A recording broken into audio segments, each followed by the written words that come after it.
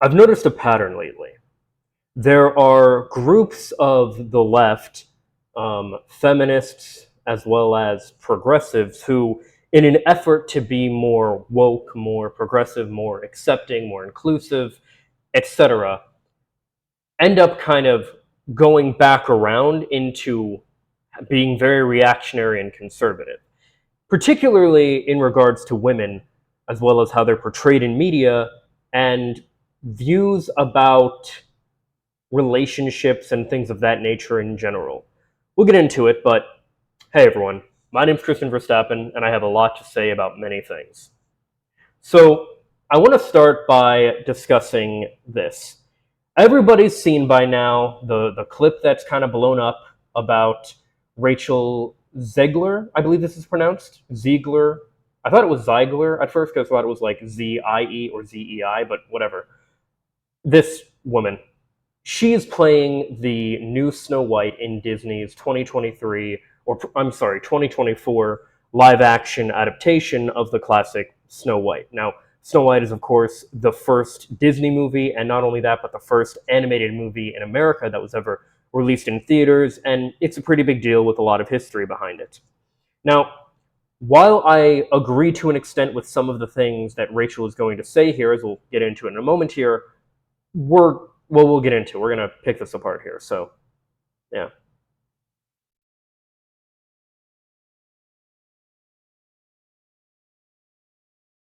So it's just a really incredible story for, I think, young people everywhere to see themselves in. Snow White is running for president. I'm launching my campaign. I am. Oops. 1937. Oh, here we go. Super enjoyed every second of it. You said you were bringing a modern edge to it on stage. What do you mean by that? I just mean that it's no longer 1937, and we absolutely wrote a Snow White that is She's not going to be saved by the prince. She's not going to be saved by the prince, and she's not going to be dreaming about true love. She's dreaming about becoming the leader she knows she can be, and the leader that her late father told her that she could be if she was fearless, fair, brave, and true. And so it's just a really incredible story for, I think, young people everywhere to see themselves in. Snow White is running for president. I'm launching my campaign. I am. So, here's the thing. In and of itself, is what she's saying incorrect? No. What she's ultimately saying is, look, it's been decades since the movie was released. We are doing a modern take, we're doing an adaptation, we're changing the character around, a fair amount and all these different things. This isn't your granddad Snow White, right? But I think a big issue that a lot of people have with it is that when something is adapted, when something is brought to a new audience, when a new incarnation of something is done, there is generally a amount of respect to the source material, or at least what came before it, what you're adapting, whatever the case, that is generally understood and needed to be there in order for people to be more on board with it. You see this all the time where, with all the superhero movies that are out there and everything, you see all the time in interviews where people are talking about. I remember watching the interviews for Gotham years ago, and it was like the guy that played Penguin, Robin Lord Taylor, that's his name. He was talking about, he was talking about these other live action Penguins that came before him and played the part before him, and how they, kind of inspired him. And, whether or not he was even if he was just paying lip service and he was quite literally virtue signaling to them, that's fine. Like, yes, virtue signaling is annoying, and we'll get to that as well later here, but you do want to do a type of virtue signaling, even if you're just paying lip service to something. You want to have that to an extent where you are paying that lip service to what came before and basically paying respect to what paved the way for you to even be here in the first place. The problem with the way that Rachel talks about this, because I think that in and of itself, what she talks about is not an issue. If you want to do a take on Snow White in which the prince isn't very involved, and look, we haven't even seen a trailer, we don't know anything about this movie, we only know what she's talked about in this kind of press footage and stuff. But I get the vibe, because I've seen a few other clips of interviews of her as well, I get the vibe that she doesn't like the character. And to me, that's kind of a red flag, as like, if you were to play the part of somebody that you don't want to play, why are you playing that part? And I know, like, obviously it's her job, but like, uh, yeah, I don't know. It's yeah, I don't know. It's wild. So it's like, if you are going to do that, at least pay respect. I'll give you another example. The band, like, it's about, you want to respect your audience, basically. The band Crush 40 does music for the Sonic the Hedgehog franchise, and they are very well known for that music. The fans love it. But if you actually talk to Johnny Gioeli, the singer, or any of the other people involved in the band, like June Sonoy, it's really only two people, Johnny Gioeli and June. I'm not sure if it's pronounced June Sonoy, Soloy. So I don't know. I've heard it pronounced like 7 different ways. But in any case, they don't give a fuck about the blue blur. They don't care about the blue rat. And like, that's fine, you don't have to. But they don't sit there and shit on him either. You know what I mean? Like, you want to respect your fans and your audience and all that stuff. There has been, there has been footage and stuff shown as well about how Snow White, let me find it here, 2024. The dwarfs aren't actually dwarfs, basically, which people have also brought up, this could have actually been used to give, little people a lot of good roles. And we do have one, maybe two. I'm not sure if that guy is or not. But I want to be clear on this too. I think this is a good example of the fact that they don't really care. Disney doesn't actually care about representation. They don't. They're a company. They care about the bottom line. They care about what is going to make them the most money.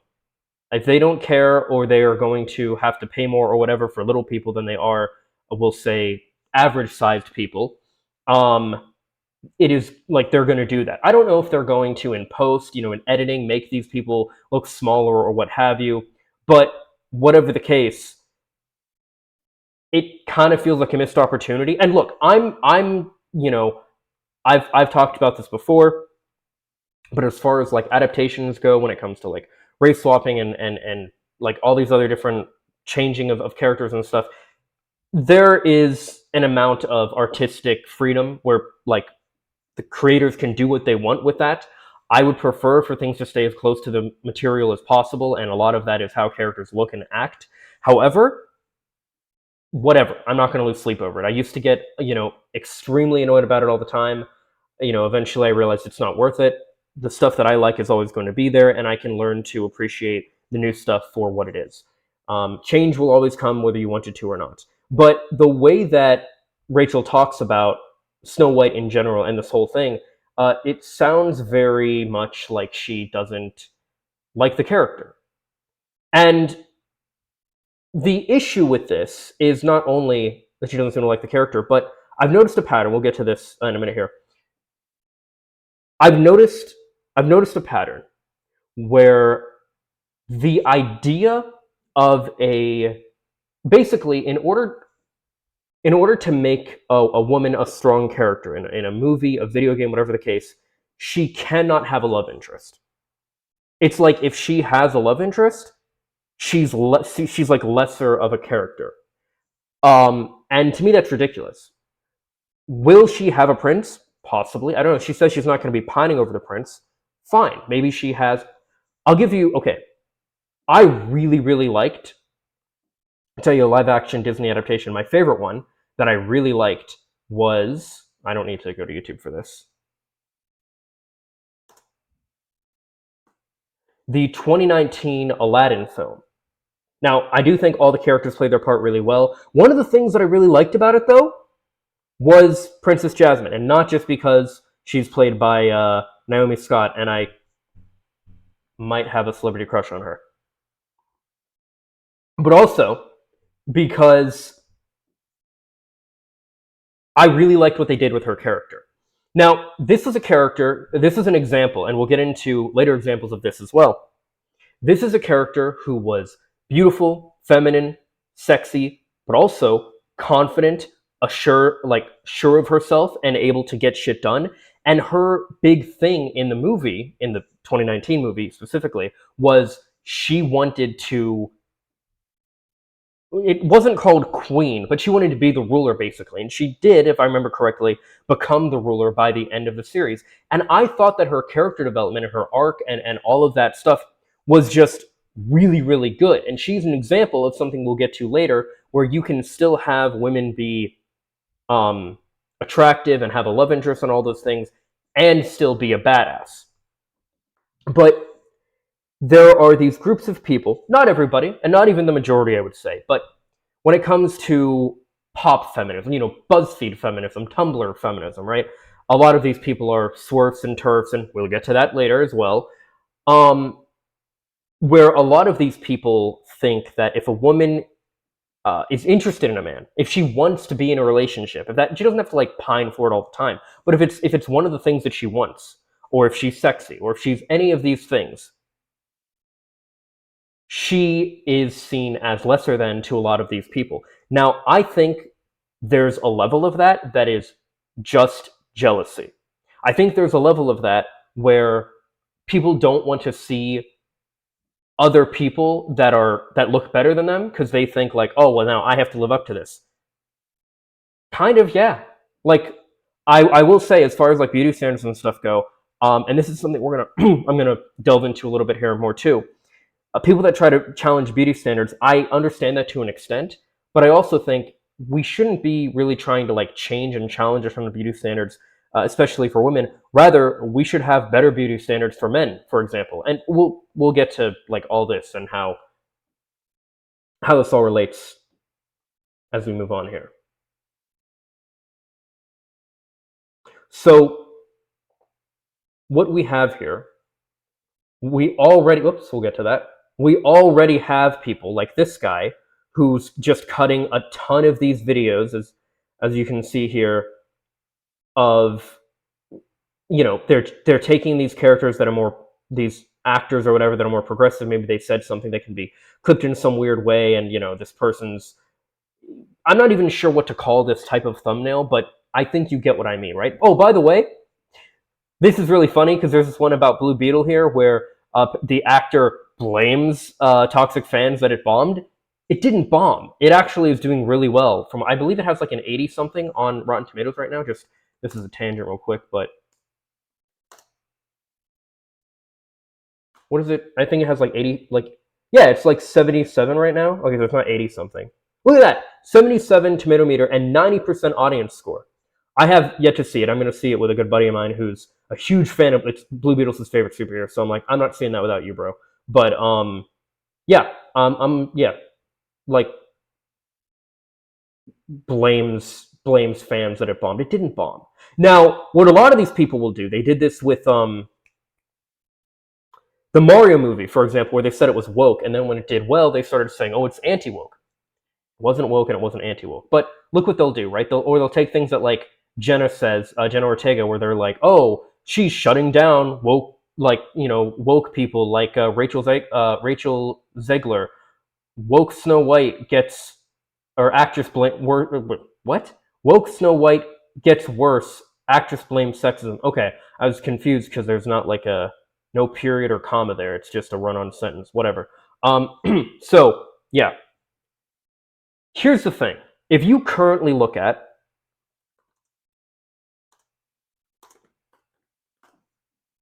you see Rachel Zegler, Snow White, look at the kind of thumbnails that we have. People are making her look terrible. They're doing all these different things. And look, is it a take that I agree with? No. But, oh look, of course we have the Yellow Flash 2 did some bullshit about this. We have, of course, we had Ben Shapiro and Brett Cooper stepping in on this, giving their wonderful takes, I'm sure. But you know what this is reminiscent of? Some of you may not remember this. Some of you may have blocked it from your memory. Let's say outrage. Brie Larson. People did this same kind of thing with Brie Larson because of Captain Marvel, which, by the way, I really, really liked the Captain Marvel movie. I did. I liked it a lot. I thought it was progressive. I mean, I guess it was progressive. It was anti-war. It was all these different things. But people will take, conservatives especially and reactionaries, will take a boogeyman. A boogeyman, they could be a Hollywood figure, they could be a real Hollywood, I mean, actors are real people, but you know what I mean. They could be whatever. And they will take them and they will use them as the thumbnail for that kind of, like, for this is like, they'll just like use their face basically for these, for like negative things. They'll be like, Disney is so over, Marvel's over, they hate her, like all this shit, right? Like this kind of shit, right? Okay, so people took images like this. Oh, and here's the one. I have so many things open, I know. Oh, we don't need this one open anymore. And this one, excuse me. And there were like two others where they would take these people kind of out of context. And now conservative reactionaries just use their images for clickbait, but also to specifically just use them as like, this is what progressives are. This is what the left is. This is like all these different things. And are there people like that? Are there people who go too far in that direction? Yes, and that's a lot of what we're talking about here.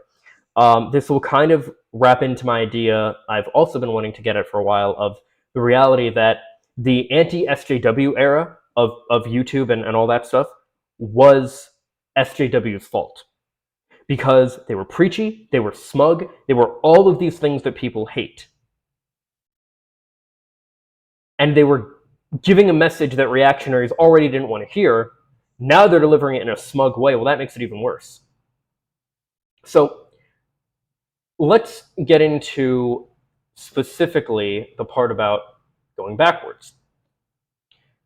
Okay, it's kind of blurry, but you guys remember this Avengers poster where we have, there was this juxtaposition that people did, hoping I can show this well enough, where we had a main image of the Avengers. This is the 2011 Avengers, by the way, where they're lined up, and Black Widow is posed, yeah, her ass and tits are kind of sticking out a little bit. And people were outraged about this. And they did this whole, what if all the male characters posed like the female one? And so they posed everybody with like their asses, and not even their tits, just their asses sticking out. I mean, they don't have tits, but just their asses sticking out. And I gotta be honest, the only one that looks weird here to me, I mean, the fact that their asses are drawn like in that way, for those two it's fine, for him it's fine, for him it isn't just because he's metal, but the only one that really looks weird is Hulk, because what are you doing? Like, everyone else looks fine to me. But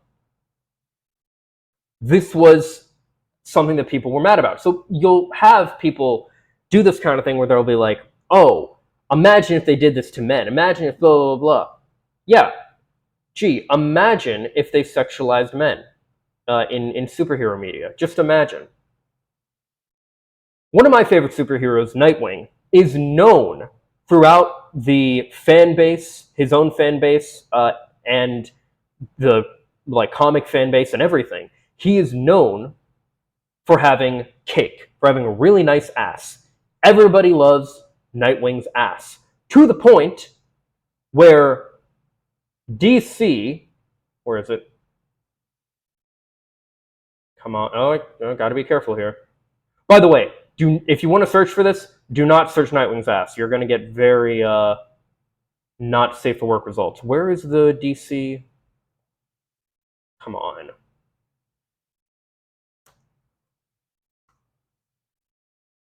Ah, here we are. DC even did a thing, and they've been leaning into this more. You know, grab a plate, Nightwing serving cake for Valentine's Day. Now, do I think that there's anything... Whoops, did not mean for that to happen. Do I think that there's anything wrong with this? Absolutely not. I think this is perfectly fine. I'll get into it more specifically here, but my hot take with all of this is that I think men and women and non-binary people, everybody, adults, should be sexualized in media and in real life in general. I think it would encourage, especially if we're going to talk men and women specifically, I think men should be sexualized just as much as women, because for one, it would encourage women to view them as more sexually, as view men more as sexual beings. It would encourage them to, maybe do some of the approaching themselves and figure out what they actually like in a man and all these different things, right? And all of this stuff. And there isn't, unfortunately, much. There's some, like, yeah, sure, we have Nightwing. And we also have things like in Harley Quinn. So this is a clip. Oh, okay, you know what? I can't actually play the whole clip for obvious reasons. This is Warner Bros. And they're terrible about copyright. But this right here, this is Nightwing's funeral. Now, full disclosure, I've never seen the movie or the show. I don't really care. I will check it out eventually. But the point still stands. This is a clip in which Nightwing is being buried. He is dead, and they are there at his funeral. The joke, now they don't make direct reference to this with words, but the joke is his ass is sticking out of the casket. Kind of a funny joke, right? Sure. But as people have mentioned, imagine the outrage if this happened to women, right? Imagine if they did this with a female character with her tits, like it was Power Girl, and they cut a big hole in the lid in the casket, and you can see her massive knockers. The outrage and the complete canceling of DC would be swift and immediate. 100%. 100%. Yeah. The double standard is ridiculous. And speaking of double standards, we have people... Now, you could argue and say, oh, if you sexualize men, it's going to encourage women to do things like this. I don't think so. I think... Here, check this out.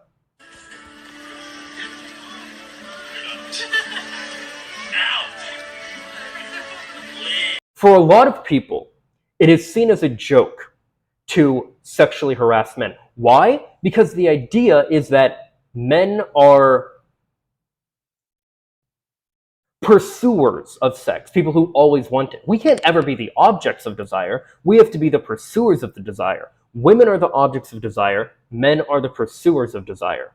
Now, is that the way that it actually is in reality? Of course not. For one, in order to have actual desire and connection, the woman has to pursue the man too. Like, if we're talking specifically hetero relationships here.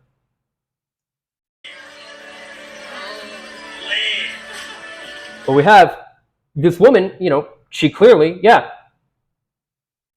groped a guy playing Gaston in a Disney park, and he rightfully tells her, get the fuck out. But she laughs. And look, she might have been drunk, she might have been, I don't care. The point is, it's a joke. Like, everybody treats it like a joke. People would be screaming and yelling. You would hear in the background, people would be yelling, people would be like, people would be coming to her defense if this happened to a woman. And by the way, there were characters like Jasmine and the Little Mermaid, Ariel, and characters like that at Disney who did used to dress in a sexier way, and people took advantage of that, which is absolutely disgusting. I'm not defending that whatsoever. What I'm saying is that society generally views it as a joke when bad things that happen to women happen to men. The reason for that is because of this very, very patriarchal idea that men are always the pursuers who always want it. Women are always the objects of desire who basically don't want it, right? This also gets into some other things. This gets into slut shaming and stuff like that. Why do women typically have to kind of not pretend, kind of pretend, play coy, play hard to get, stuff like that, avoid slut shaming, all that stuff because of that. They want to avoid slut shaming. They don't want to be thought of as a slut. Now, a lot of that is in regards to how men and other women treat women when they do slutty things. And for those that don't know, when I actually talk about slut and like I just like use that word in general, I mean a woman who is like promiscuous and free and like okay with that and everything. Or a man. A man can be a slut too. I'm a slut. But like um you are you like I lost my train of thought. Let me get back into this. The point is, you have this double standard, and it's absolutely insane. Now, we're going to look at something else here. I wanted to look at her Twitter originally, but her Twitter's gone. We're going to look at the model, forgive my possible mispronunciation here, Yasmin Benoy, I believe it's pronounced. This is a model who is asexual. And she is very attractive. Like, I mean, very hot. And many people will say, oh, you're doing this for the male gaze, you're doing that. But now look, as a man who very much enjoys what he sees, I approve. I very much appreciate this. But, and this is like a side note, I suppose, but it's also important and good to know how to view somebody as a sexual creature without viewing them as a sexual object. I can view models and actresses and all kind of celebrities, and this is all on Instagram, so this is all going to be fine. And all this stuff, like, you see how she is, right? But she's ace. So the idea that, like, this is inherently sexualization is incorrect. She's just hot and she's flaunting what she has. She has every right to do that. She even said, let's see what this tweet actually says here. It's wild that asexuality is literally the default sexual orientation of every human being, and yet people still don't believe it's a real thing. It's like when the kids get too old for Narnia and stop believing it ever existed, like they didn't spend their childhood there. Okay, I get what she's saying, because yeah, it's true. You grow into sexuality. You start life as an asexual person. I agree with that, actually. That's fair. That's okay, that's fair. But like, she's a good example that being hot and being sexy and flaunting your body and stuff doesn't even have to be a sexual thing. Also, the people that will argue with her about this in her comments that are now no longer able to be seen on Twitter are a good example of another point, that sexualization happens in the mind of the person viewing the content or the person. I and anybody else can watch a perfectly innocent movie, TV show, listen to a song, see somebody out in public, perfectly innocent, perfectly whatever, but in your mind, you can sexualize them. And there is nothing wrong with sexualizing somebody. If you see somebody and you think they're attractive and you think, damn, they're hot, I want to ask them out, I want to, or you know, you just even think in a very like primitive instinct, damn, they're hot, I really want to fuck them, you know? Like, I mean, come on. Who among us hasn't seen somebody that's like insanely attractive and you're just like, in a heartbeat? Like, you just see them and you're just like, damn, I want them. You know what I mean? Like, it happens. Happens all the time. It's desire. That is sexualization. That is sexualizing them. That is not the same as objectifying them. If you view somebody, you see somebody, and you think, God damn, they're attractive. That is one thing. You think they're hot, all these, your mind wanders, whatever, right? That is sexualization. Going to them, treating them like they're an object, as in like being way too pushy, not taking no for an answer when if you try to flirt with them and they reject you or whatever, those are forms of objectification. So is online when you have things like, I can view somebody like Yasmin here. I'm not sure if it's Yasmin or Yasmin. We're just going to use both. I can view her and see how incredibly attractive she is and just enjoy the view. I can do that. I can just enjoy and use that basically for myself as like, a type of eye candy. And anybody can. But if I were, or anybody else were to go into her comments and start being a creep in her comments or in her DMs, that would be objectification. I'm not going to give examples of this because I don't want to be playing into that, but I think you understand what I mean by this. right? Not just like, hey, you're really beautiful, I love your work, I'd like to talk to you. Like maybe you're trying to rizz her up, something like that. Like you can, like, people do that. A relatively common way people meet and find partners these days is actually through social media and through like DMs on like Instagram and stuff. So I mean, go off, do whatever, right? But there's a difference between that. It's the same thing when it comes to online dating. You can tell somebody like, hey, I think you're really hot. I want to, I want to see if you want to hang out. Or you can even just be straight up and you're just like, look, I'm just looking for something fun right now. Or you down, something like that, right? You can say those things, and that isn't objectification. That's sexualization, and that is acknowledging that they are a sexual being and treating them as such.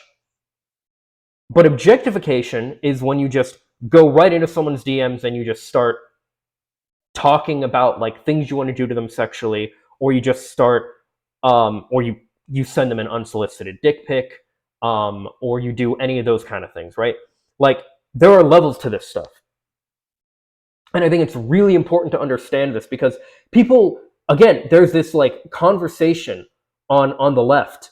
There's this conversation in which people will talk about this stuff and they'll be like, oh, sexualization is wrong and all this stuff and all these different things, and you're just going the opposite direction. Like if we keep going that way, we're gonna have women needing to completely cover up and like not even show their ankles and stuff again. Like no.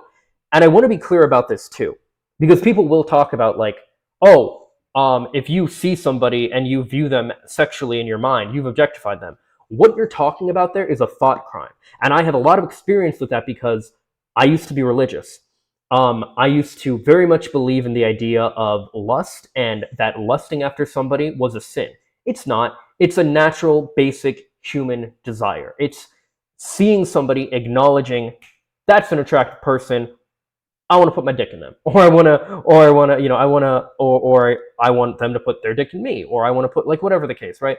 That's an attractive person. I'd love to see what they look like naked, whatever. Like that's a natural human thing, right? But you don't say that. You know what I mean? Like if you go up to somebody and you start flirting with them, they know you find them attractive and you want to fuck them. You don't have to go up to them now I wish we could be as upfront to just go up to somebody and just be like, hey, I think you're hot. Do you want to hook up? Like, I wish we could do that. We don't live in that world currently, but if we could be that upfront and honest with everybody about our intentions, whether it be short-term, long-term, whatever we're looking for, whatever type of relationship, I think that would be great, but it's not the world we live in. So, there used to be a lot of, and there still are to an extent, lists on YouTube, and IGN did this, and all these other different things of sexy women in games. Now, you can see that and have a problem with that and think, oh, it's so terrible to have sexy women in games. Like, blah. No, just have sexy men too. And there are, by the way, I have nothing wrong with, like if we just look up. So there are a ton of articles, right? 50 hottest video game characters, so if we look up sexiest men in video games, we can find the same kind of things, right? Top 20 hottest males, all this stuff. This is great. This is what I want to see. I want to see people, regardless of their gender or sexuality, thirsting over hot men, hot women, hot non-binary people, hot whatever it may be. I want to see people thirsting and being happy and being open and honest about their sexuality and their sexual preferences and their desires, and not being ashamed of it, because that shame is so debilitating. It is horrible. Getting back to the how kind of women view this kind of thing. Women very much enjoy, of course, men in like Nightwing and stuff too. The a user that I quite like, Casually Comics, did an entire video about Nightwing's ass. Now, there are, although not as prevalent, but there are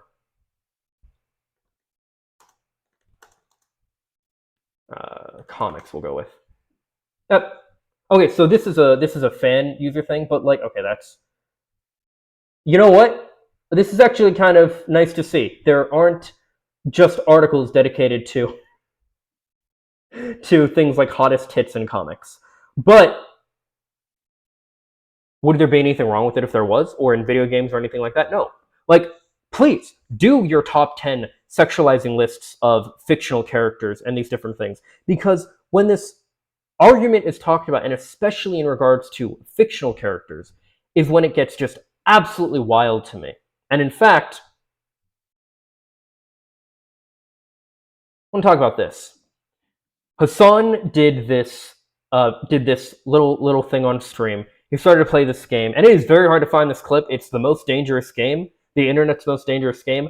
I tried finding it under so many different names, but in any case, so check this out. This is a Smash or Pass Cartoon Edition. Cartoon characters. Let's do it. I don't know who Ida is. I don't know who Penelope is. Or is this from the Jetsons? I'm going to go with her. Ariel versus Jessica Rabbit. Easy. Ariel. What the fuck is up? Oh, you know what? Here, real quick. Hot cartoon characters. I'll play along real quick here. Let's do it. I don't know who Ida. Yeah, I'm gonna have to go with Penelope as well. Penelope is, or is this from the Jetsons? I'm gonna go with her. Ariel versus Jessica Rabbit. Oh, between Ariel and Jessica? Man, I kind of want to choose Ariel, but I don't know. Yeah, Jessica looks kind of like inhuman to me, just like her face, especially. Yeah. Rabbit. Easy. Ariel. What the fuck is a Blaine? Oh, this is from Total Drama Island, and I think this is from Winx, though I'm not entirely sure. But I guess I'd choose this one because at least she's a human.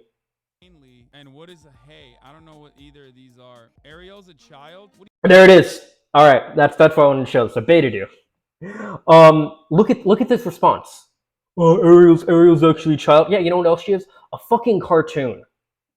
I am so sick of this argument people talk about where like, because this happens again, it happens in comics, it happens in anime, it happens. Now, let's be clear.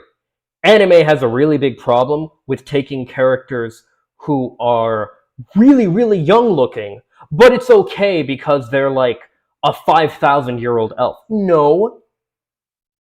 You know what you're doing. Like the lolly shit is fucking gross. But if you have a character, like my first crush, my first animated crush, first like character in fiction that I ever thought I really liked her was Starfire from Teen Titans. I still like her because she's a cute character and she like meant a lot to me growing up and everything. But in the comics and in the show Teen Titans, she's like 16. But she's a cartoon character. So like, I'm sorry, but I don't care. And just to touch on this real quick too, in regards to the discussion about like age of consent and stuff like that, one of the things that I want to say is I do think that 18 should be like the global age, or more specifically, once you're out of traditional school and you would typically move out and be on your own. I know moving out and being on your own is a very American thing. A lot of cultures don't. Like, they live with their family for blah, blah, whatever, I don't care. To put it as simple as this, if you are old enough to vote, die for your country, and can be held responsible as an adult for crimes that you may have committed, you are old enough to have relationship with whoever you want. In regards to that, though, and in regards to like, people will talk about like, well, how young is too young? First of all, that's just the wrong question. I think the right question is more like, if you see somebody that you're attractive and there's a decent age gap between you guys, is it inherently problematic? Well, I think for one, it depends what type of relationship you want to have with them. And it also depends, it's more important about, is it a pattern? So like me personally, I'm 26. I might be willing to date or at least hook up with someone who's like 18 or 19, maybe even 20. But like, I'm more so 21 plus, you know what I mean? Like, if they're able to go to a bar. But like, when I'm in my 30s and 40s, and maybe I'll think differently when I'm in my 30s or 40s, but I imagine I'd still be hooking up with and dating 20-year-olds, especially if I'm not in a committed monogamous relationship. And people will ask like, oh, well, why would you want to be with someone that young? Well, a few reasons. One, you find each other attractive. Like, people will ask, well, what do you have in common with people? You find each other attractive. Like, that's, if you're just hooking up, that's all that's really needed. You find each other attractive.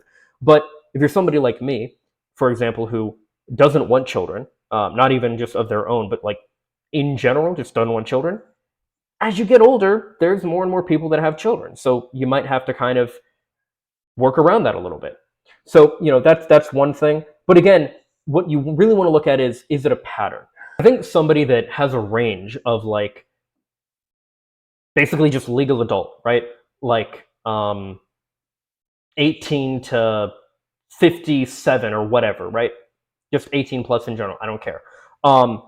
That is a lot different than somebody who is specifically always going for 18 or 19-year-olds and specifically always going for women that lack experience, that are always virgins, especially. There's a huge fetishization of virgins and inexperienced women and all that stuff. And a lot of that comes down to, this is, of course, especially with men, a lot of that comes down to men who are preying on younger women because it's basically going to be easier to kind of win them over and stuff like that, or to get them in a relationship where they can control them and kind of mold them into who they want them to be, and that's all gross and stuff. That's one thing. But if we're just talking about somebody who, like, you're at a party, you find somebody who, yeah, maybe they're 5 to 10 years older than you, still legal, still all that stuff, right? But you find each other attractive, you hook up, you whatever. Look, I don't have a problem with like cougars going for younger men. I don't have a problem with guys that like older women, women that like older men, any of that. Like, that's all fine. There's a reason that MILFs and DILFs are things in the first place. There's a reason for this stuff. But again, there are portions of progressive people and the left that have gone so far in the direction of not being abusive in relationships and not taking advantage of people, which is good, that have gone so far in the direction to, for one, scare a lot of well-meaning people away from this stuff, because they'll hear these things and they end up just feeling like, well, I just can't date anybody, because there are so many rules of what not to do in regards to dating and who not to approach and how not to approach and when not to approach and all these different things. But this is a whole other thing, and this is why I really want to do my series on pickup for progressives, because it's bad. Like, there needs to be advice on what to do, not just what not to do. So, but that's a whole other thing. But no, like, people freak out about this shit, and it's like, bro, as far as if they're a cartoon character and this is going to sound really bad, but if they're a cartoon character and they look old enough, I think you know what I mean by that, fine. Like, as long as they don't look like a fucking child, fine. You want to do, like, Teen Titans? Okay, sure. You know, look at, like, I don't know, Kids Next Door? Fuck off. No, out. Like, that is not okay. But, like, I don't know, Winx Club, and I'm pretty sure in Winx Club they're, like, high schoolers anyway, but Ariel from Little Mermaid? I mean, bro, it's a cartoon. Chill. Are you, like, and the funny thing, too, is, like, some of the people that say this stuff are furries, too, and it's like, yeah, it's also wrong to fuck an animal. But, like, you're going to thirst over, like, Rouge the Bat. And, I mean, I can't totally blame you, because, as a huge Sonic fan, I never really got the whole, like, Rouge obsession, but as I get older, I understand a little more now. Anyway, so here's a huge issue with all of this as well. When we have this whole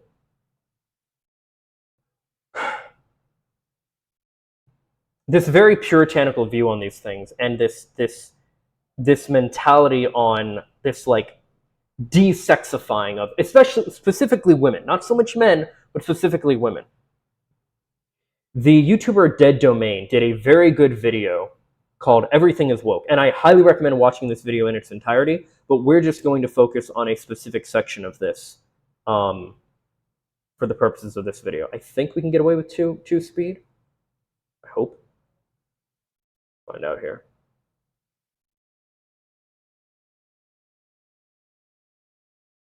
Why is... I really hate that captions are not automatically 100% font size. Who would ever want 50%? Oh, don't worry, there are plenty who will write off early as being book propaganda. Oh my god. They talk very, very fast.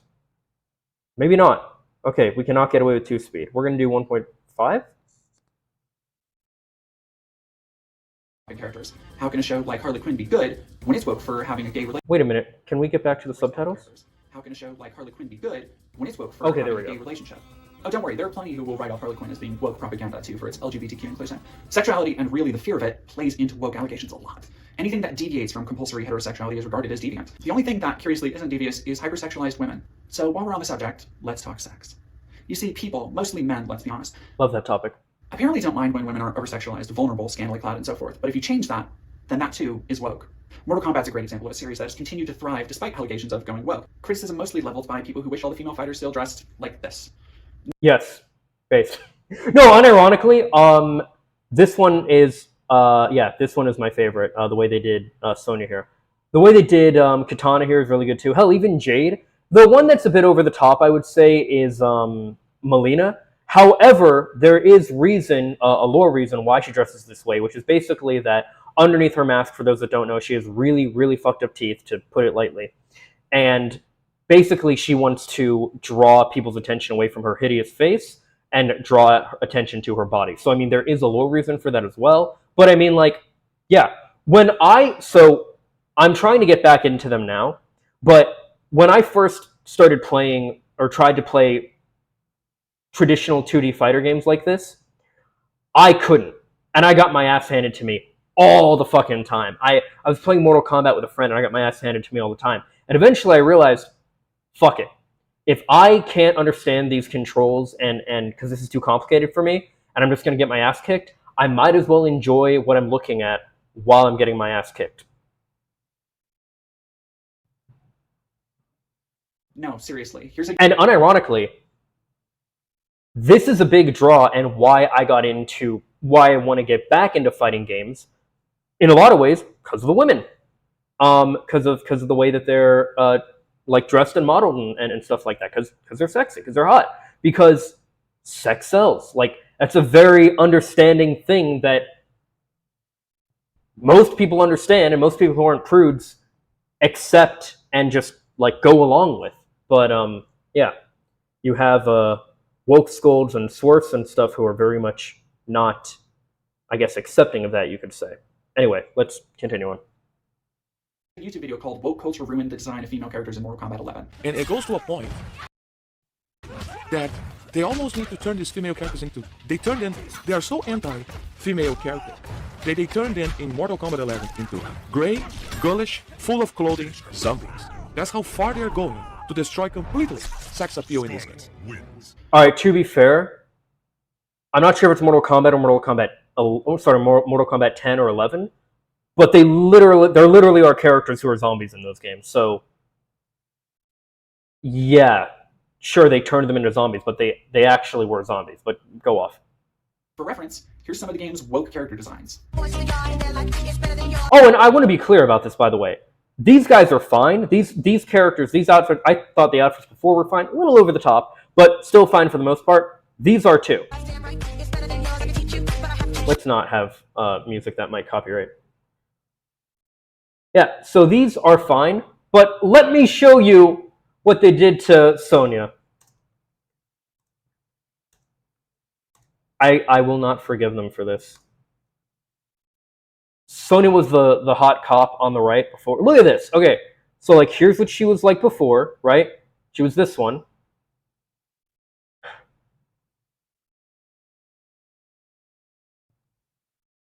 And look what they did to her.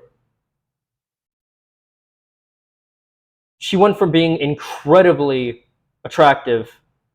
And again, I think this is like, if you want to do like the sexy outfit kind of thing, this is like the best you can do.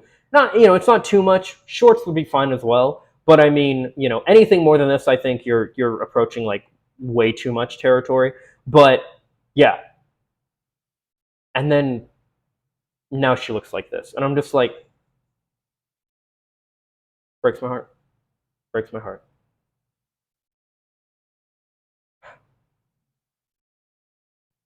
Oops.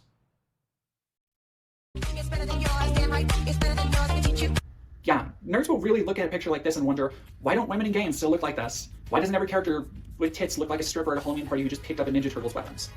Where a normal person will see this picture and ask, where are her internal organs? Oh, fuck! Oh my god. I can't believe I think, does she go by she, her pronouns? I don't know, Dead Domain. I think Dead Domain is she, her. I'm gonna go with they just to be safe. Wait, does it?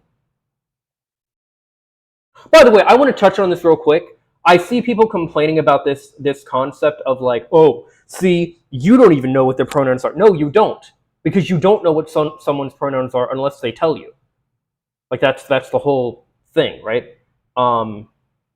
We're just gonna go with they because I'm not actually sure. So anyway, moving forward.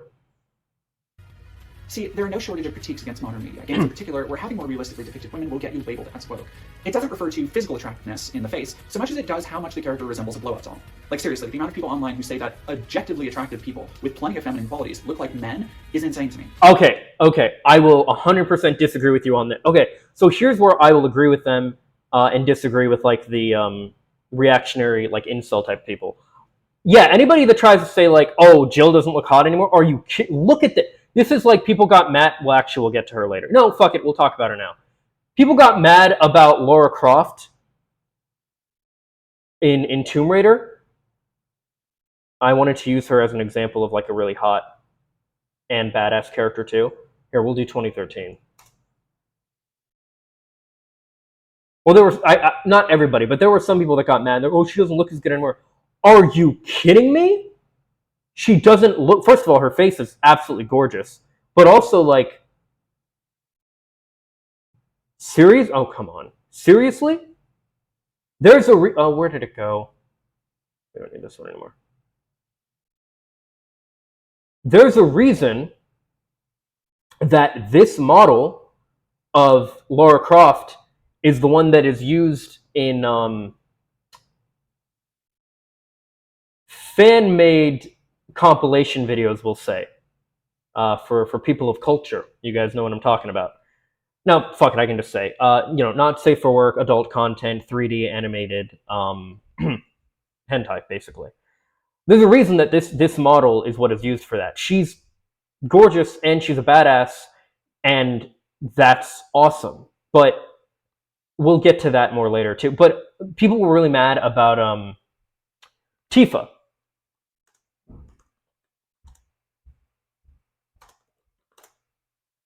People were mad about about Tifa, where they said, I kid you not, that her tits were too small.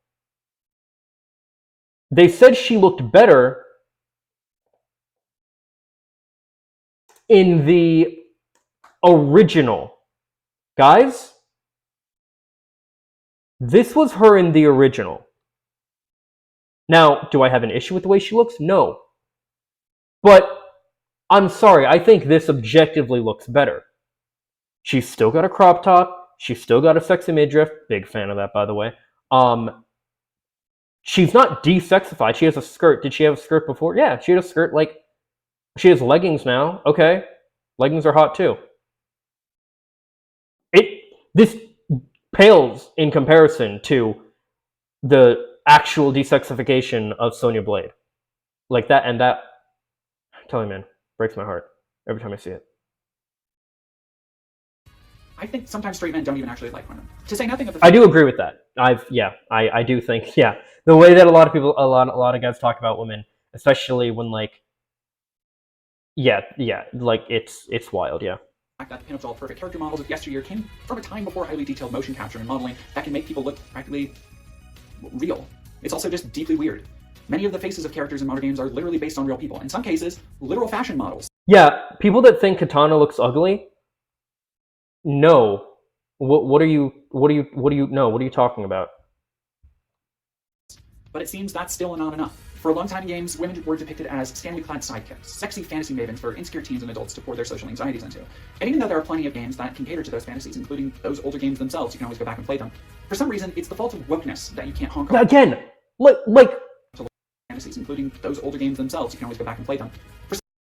Ugly? Are you serious? Are you fucking crazy? Christ. For some reason, it's the fault of wokeness that you can't honk off to Lara Croft anymore.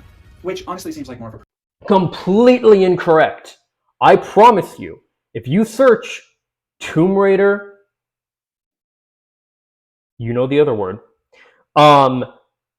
you will find plenty of 3D content made probably in like Source Filmmaker or something, and they are using her model from the Rise of the Tomb Raider, or sorry, from the Tomb Raider 2013, Rise of the Tomb Raider, and Shadow of the Tomb Raider game. By the way, if you think for some reason that she's not hot enough, there are mods to make her hotter. And I've talked about modding before. I think modding is perfectly fine. People should be able to make games and stuff however they want. If you want to make a character look differently, by all means, go for it. Personal problem at some point. Like, have you seen this character model? Good gravy, choke me. I mean, right? Like, I don't want her to choke me, but Jesus. These character designs are just blatantly unrealistic. But actually, funnily enough, there's a pretty common one, and it's pretty sure it's called like Laura Gets Captured or something, where she gets captured by Tifa, and they use that model that people complained about for Tifa, and that model that people complained about for Laura, or Laura, sorry, and it's pretty good. If you're over the age of 18, I recommend giving it a look. If you like women, and if you like either of those characters. But my point is, they're using those models that people complain and say, oh, they don't look sexy enough, for actual, I'll just say the word now, they're using those models for actual porn. So you can't even like make that complaint in that regard. Commentators don't seem to mind. No, realism only becomes a woke concern when it's about a woman's ability to fight, not how big her tits are and how exposed she is in combat. Which, when you put it that way, kind of makes these guys sound predatory. The criticism is to the point that anything short of an infantilized, busty anime girl will be labeled as woke. A more realistic character design? Woke. Strong female character? Woke. Stylish haircut? Colorful outfit? Points for style means double woke. Even a game like God of War, where he plays an impossibly large, ripped mountain of rippling muscle who literally tears through a pantheon of enemies, is now called woke because every woman character in the game isn't just a brain-dead NPC for a sex minigame. Like, at one point, people argued that wokeness was trying to chip away at standards of masculinity, that it was all about hating men. But here's Kratos, looking like Dave Bautista ate the rock, murdering the shit out of goblins or whatever, going shirtless in snowy woods. This is certifiable dudes rock stuff right here. But somehow, still woke. Kind of seems like woke can mean whatever you want in the moment, huh? Right. So yeah, this whole video is about how like woke doesn't really mean anything. Again, incredible video. Highly recommend checking out the full video by Dead Domain. But I wanted to take a look at that part specifically. And then, okay, yeah, to their point, let's look at an old commercial and advertisement of Jade in I don't know what it's advertising, but whatever. Just check it out. Hi, I'm Jade from Mortal Kombat. You know, saved Earthrealm from evil, yada yada yada. That was tough, but now I'm ready for some real competition. Here, write this down. I'm 36, 24, 36, and I'm a Scorpio. Got it? Winning Girls Gone Wired isn't just about a pretty face. You think Pamela Anderson can high kick a guy into rotating saw blades? I've got the brains, the brawn, and the polygons to win this thing, if I have to break every one of you in half to do it. So vote for me, Jade. Whoops. So, okay. Is it a little over the top? Yeah. But, like, it's cheeky, fun, funny, and people will get mad and they're like, what if a man was like, please, do this with men. Like, I would love to see this kind of stuff come back and just do it for women and do it for men and do it for non-binary people. Do it for everybody. Do it for gay people, straight people, trans people, cis people. Do it for everybody. Everybody deserves eye candy. Everybody deserves sexual representation. Now, I don't know how much we're gonna... Fuck it, this video is just gonna be like 3 hours. I don't give a fuck. Alright, we're gonna look at the hypocrisy part of this. Today's video is brought to you by Manscaped.com. Hi, Dad. Don't wait up. Whoa, wait a minute, Lisa, come back here. You're not going out with all that makeup on. But, Dad... Upstairs. Jesus, that's... okay.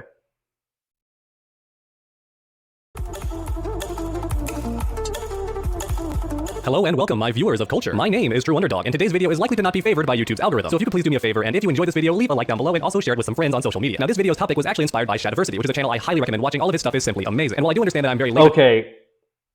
From what I understand, Shadiversity is pretty reactionary. So that's not the like best, thing to be like, oh, this is inspired by him. But all right, whatever. We'll go through their little intro and then. By the way, I don't know how well you can hear. Make so you can see better in the corner here. This anime character that he has here as well, I think that's pretty cool too. This is a hot chick who clearly she's a fighter of some sort, but she's also sexy. We'll get to that later too, but I'm a big believer and supporter as well of like women that are sexy and badasses at the same time. We'll get to it. Now, this video's topic was actually from game to game. It's clear the studio felt a need to change their character's design, but I want NetherRealm's conscious effort to change their character's design. To comment on this topic, it's something I feel very passionately about. For today's video, we'll be looking at NetherRealm's conscious effort to change their characters' designs from game to game. It's clear the studio felt a need to change their character's design, but I want to discuss that today and see if it was actually necessary or even favored among the community. And then on top of that, I'll also be discussing the practicality of these new costume designs as well and see if they are in fact actually better for combat. Now, before we go any further, a quick word from today's sponsor. Today's video is brought to you by Manscaped.com, the global brand for men's grooming and hygiene products. For 20% off your order and free international shipping, plus those 2 free. Completely all right with that. So already there's a lot to NetherRealm designers did state movement today. Your balls and your body will thank you. So without any further ado, let's jump headfirst into today's topic. During an interview, one of the NetherRealm designers did state they wanted these costumes to be less revealing and not to have any more bathing suit fighters. And one of the main reasons given was that those outfits would not be suitable for combat. And this same designer did speculate that this costume change may upset some fans, but he was completely all right with that. So already there's a lot to unpackage here, but let me go ahead and start off with the first part of the statement. Are the outfits in Mortal Kombat 11 actually better designed for combat? And furthermore, are the outfits from MK9 and X less suitable for combat? If I'm being completely honest with you, the outfit that makes the most sense for combat in Mortal Kombat 11 is one of Cassie Cage's DLC skins. And that makes sense. So basically what NetherRealm, who makes Mortal Kombat now, what they got at was essentially this idea of, hey, it's not really realistic for women to be wearing these outfits the way that they're fighting, so we're going to change it. And basically what this guy goes through, you're welcome to watch the full video if you want, we don't need to sit through the whole thing, but he goes through the reality that, a lot of the characters that were changed, like he talks about Jade, for example. You can see the Mortal Kombat 11 outfit does cover up a lot more skin, but does that make it better for combat? Well, not necessarily. For starters, Jade is wearing a hoodie, which is terrible in a fight. If you don't believe me, go ahead and try it. Your peripheral vision is very, very obstructed. You can't see very easily to your left or your right. That's not good if your opponent can teleport, which a lot of characters can, or if they just want to do a haymaker from the side, it's going to go into your blind spot and you won't be able to avoid it or block it properly. So at least in that one regard, the MK9 outfit is actually better for combat. And in fact, yes, one more advantage this design has, which sounds a bit silly at first, is the distraction factor. If Jade was to walk into a room dressed like this, a lot of people might not think she's an assassin. They'll think she's a hired concubine or something of that nature. And as a result, she could get in close and just slit your throat and then leave before anyone knew what happened. However, if she... Yeah, there's also just, like, it's more skin tight. So, anyway, he gets into the whole thing about how, like, basically it's not, they don't have stuff where their clothes can be grabbed and all that, whereas a lot of the more realistic for fighting outfits includes them wearing stuff that has, like, scarves and stuff that can easily be grabbed, as well as heels, which are used in a combative way, but they still, they're heels. Like, you wouldn't actually want to wear heels on the battlefield. Although, he does point out as well, and that some individuals can be very nimble when wearing heels. They can do flips and whatnot and still land just fine. But trust me, it's much easier in a pair of regular shoes, sandals, or even being barefoot. If you're trying to convince me the characters in Mortal Kombat 11 are wearing outfits for combat, then you really should have done away with the heels, because there's... Right. So, the reality is, when they did this, when NetherRealm did this, basically they got a lot of backlash because their female characters were dressed like strippers, and they overcorrected. Now, like I said, little too far. I liked it, but it was a little too far, in that direction. But what they did from Mortal Kombat 10 and on was, yes, they overcorrected. They made these characters. Well, what would have been nice as well is if there was at least, alternate costumes of what they looked like in, say, Mortal Kombat. Mortal Kombat 9, for example. Excuse me. If they were in these, if they had that option as well, that could also be really good. But we'll get to that concept in a moment here too. But of course, now he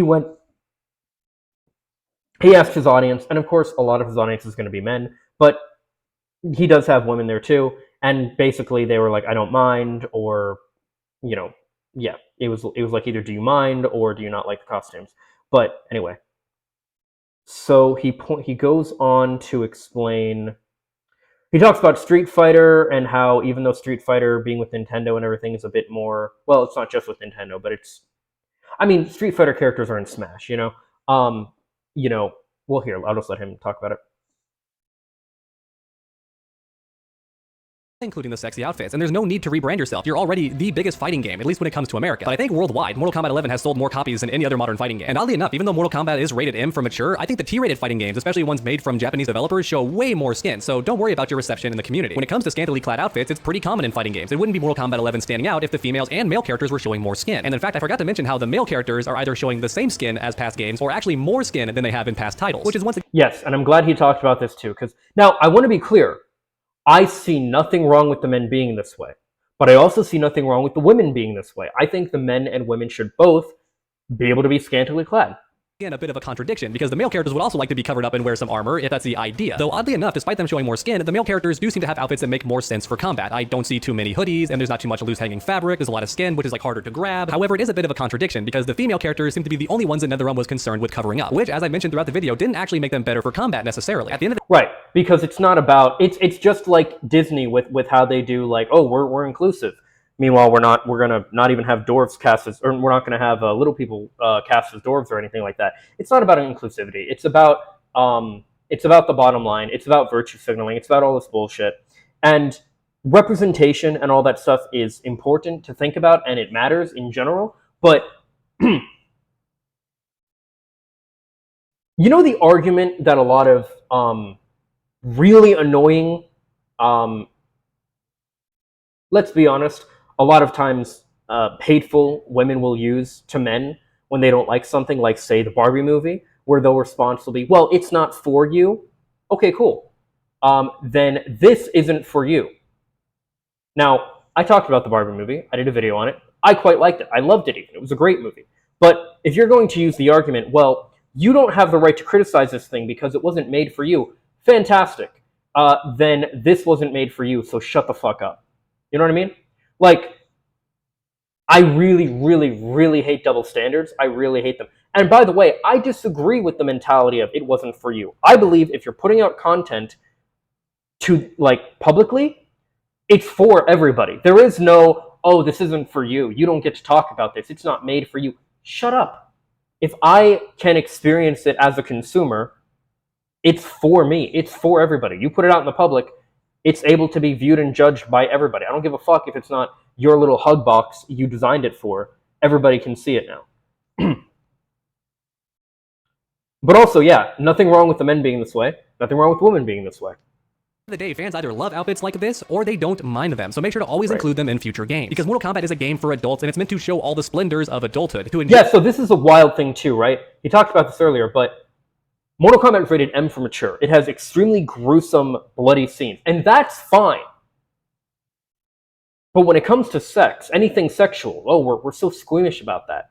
It is so wild how, and this is very much an American problem. This isn't really a problem that happens in a lot of Europe, for example, but a very American problem that we have is we are so puritanical when it comes to sexual things. The way that people dress, especially women, but men too. The way that, I mean, think about it. There's a reason that men can wear Speedos in, like, Eastern Europe, and it's totally fine. But in America, you're going to be looked at a certain way, right? So we are very prudish and puritanical and all that stuff when it comes to sex. Blood and gore and guts and all that's fine. One titty? Nah, fuck that. Like it's a midriff cleavage? Oh no, it's the Antichrist. Like, fuck off.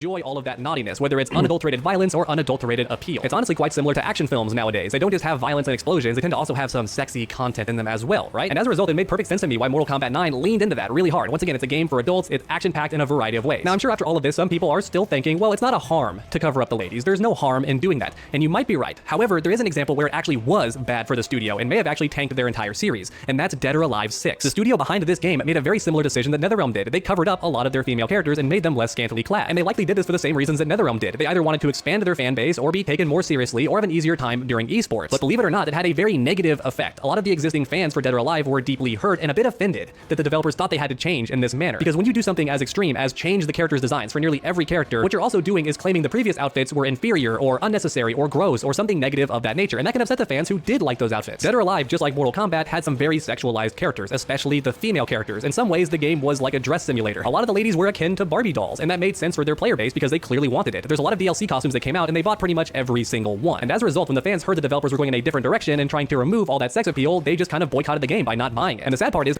Dead or Alive, okay, is he going to actually show anything from it? No, apparently not. Dead or Alive is a series, let me go to my Dead or Alive wiki. Yeah. So, Dead or Alive is a series that is known for, let me find the character, here we are, that is known for having sexy women as playable fighters. Like, that's what it's known for. So much so that it even had the, I'd say infamous, but it's just kind of funny at this point, Dead or Alive extreme beach volleyball mix where everybody's wearing bikinis all the time, and it's just this fun, goofy, very tongue-in-cheek. It's not a fighting game at all. It's basically like a mini game collection.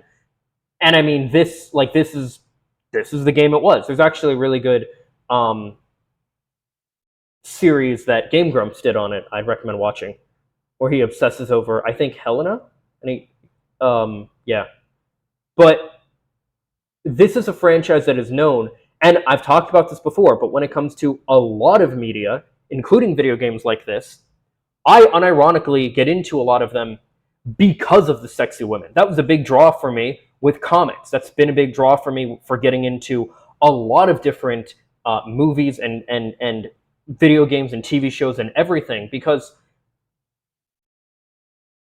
if nothing else, if I can't find anything else that I enjoy about it, but I want to get into it, and I'm like, man, I'd like to get into this, but I just can't bring myself to do so, I can at least find sexy women that I like.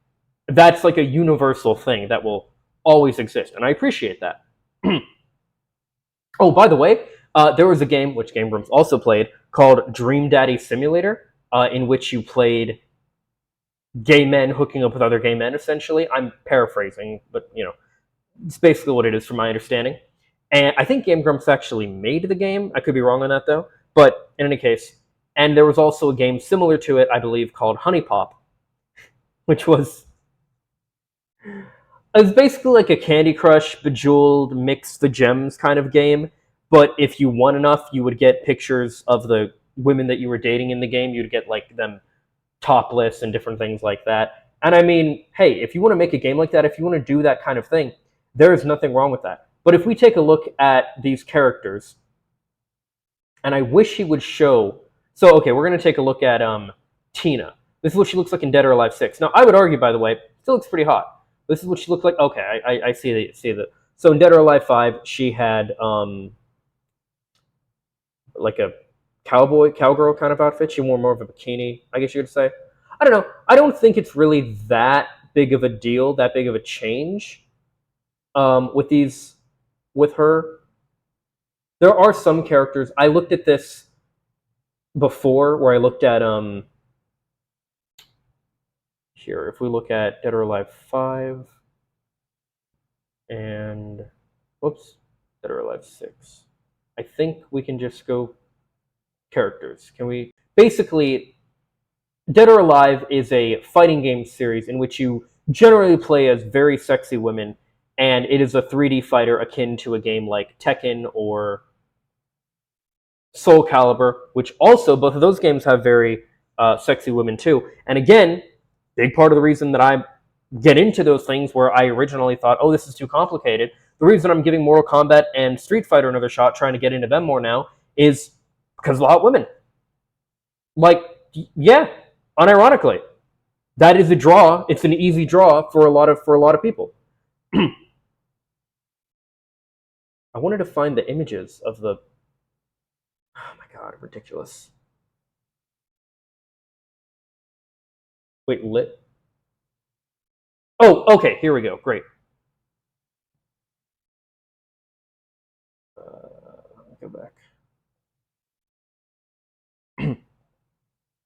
Here we go. Okay. So, here, this is where I was at before. So let's look at, say, Kasumi, who I'm pretty sure is the main character. So this is what she looks like in Dead or Alive 5. This is her, like, default outfit. Yeah, very hot, very, all that. Oh, I see the issue here, yeah. And then this is her default outfit in Dead or Alive 6. We have a similar thing with Helena, I think her name is. I see the issue, yeah. So, like, we don't have cleavage, we don't really have as much skin showing anymore, yeah. Okay, I see what he's talking about. Yeah, 100%. Now, I haven't played Dead or Alive 6. I did play a demo of Dead or Alive 5. By the way, this is what the guys look like. So if you think, oh, they're only sexualizing the women, no. No, not at all. This is how I think it should be done. Have sexy men, have sexy women, just have sexy people. And look, I know that there are people who see this stuff and they don't really care. But for those of you that don't care, then you don't care. It doesn't affect you one way or the other. But for people that do care, we care. So we're going to leave those open for a minute. I might come back to them, but let's see here. Okay. Those costumes were actually in the game. The developer should have been more clear that it just wasn't the default outfit. If you want to have a very revealing outfit, you can still do that. But unfortunately, the damage had already been done, and Dead or Alive 6 was pretty much dead on arrival. It was hyped during the beta, but after all those announcements and all we're going Yeah, so like Dead or Alive, anyway, it was a series known for like being a fighting game with sexy women. You take away the sexy women, you take away what differentiates it from any other, especially like Tekken and stuff. It was like, what's even the point? different direction, all that, the game did suffer a lot in the player base. And I sincerely do not want to see that happen with the next NetherRealm game. If the game is rated M for adult or even T for teenagers, there's nothing wrong with having some revealing outfits. You just can't go for that hard R rating and show all the unnecessary bits. Once again, I've spent the last 15, 20 plus minutes explaining why having revealing outfits can actually be better for combat and also is more beloved by the fans as it is. So excluding them from future titles makes absolutely no sense whatsoever. I understand if you don't want them to be the default appearance for the characters, but keeping them out of the game because you want to appear more mature or you want to be taken more seriously just doesn't make very much sense at all. For one thing, you have to be a mature age to even enjoy stuff like that. So one would argue that a sexier outfit is actually more mature than a conservative one. And when it comes to being taken seriously, I wouldn't recommend that for Mortal Kombat. The whole fun of it is that you don't take it seriously. The characters are so strong, they can pull your head from your body with a single arm in just a single yank. That's ridiculous. And then yeah, I also really dislike the argument where people are like, where are her organs? Or she wouldn't dress like that in real life. How are they dressed like that and doing all this fighting, all this shit? Bro, they're throwing like fireballs and lightning and shit from their hands and like flying and doing these crazy flips and like you want to draw the line at their clothing? They're not doing anything realistic. What do you on about? How realistic is NetherRealm? You know what I mean? How realistic is like all of that shit? on the flip side, they're also somehow remarkably durable. They can take like 15 bullets to the face, but for some reason you think they would need to wear armor or protect themselves. From what? These people can exactly survive bullet shots. If anything, they'd all be naked and just covering up the parts that bounce around, and that's it. Once again, Cassie Cage's outfit makes the most sense in this regard. I'm gonna keep going back to it. That's the best outfit. But before ending this video, there is one more thing I wanted to cover, and that's the possibility of artistic censorship. If you look at some of the concept art for the characters, including the female characters, it seems like somebody made the decision to alter them ever so slightly to be a bit more covered up. And not just in the obvious areas like the boobas and the buttses and whatnot, even some other fetished areas like the feet. Believe it or not, Cetrion was completely bare. Wait a minute. Let's go back to that.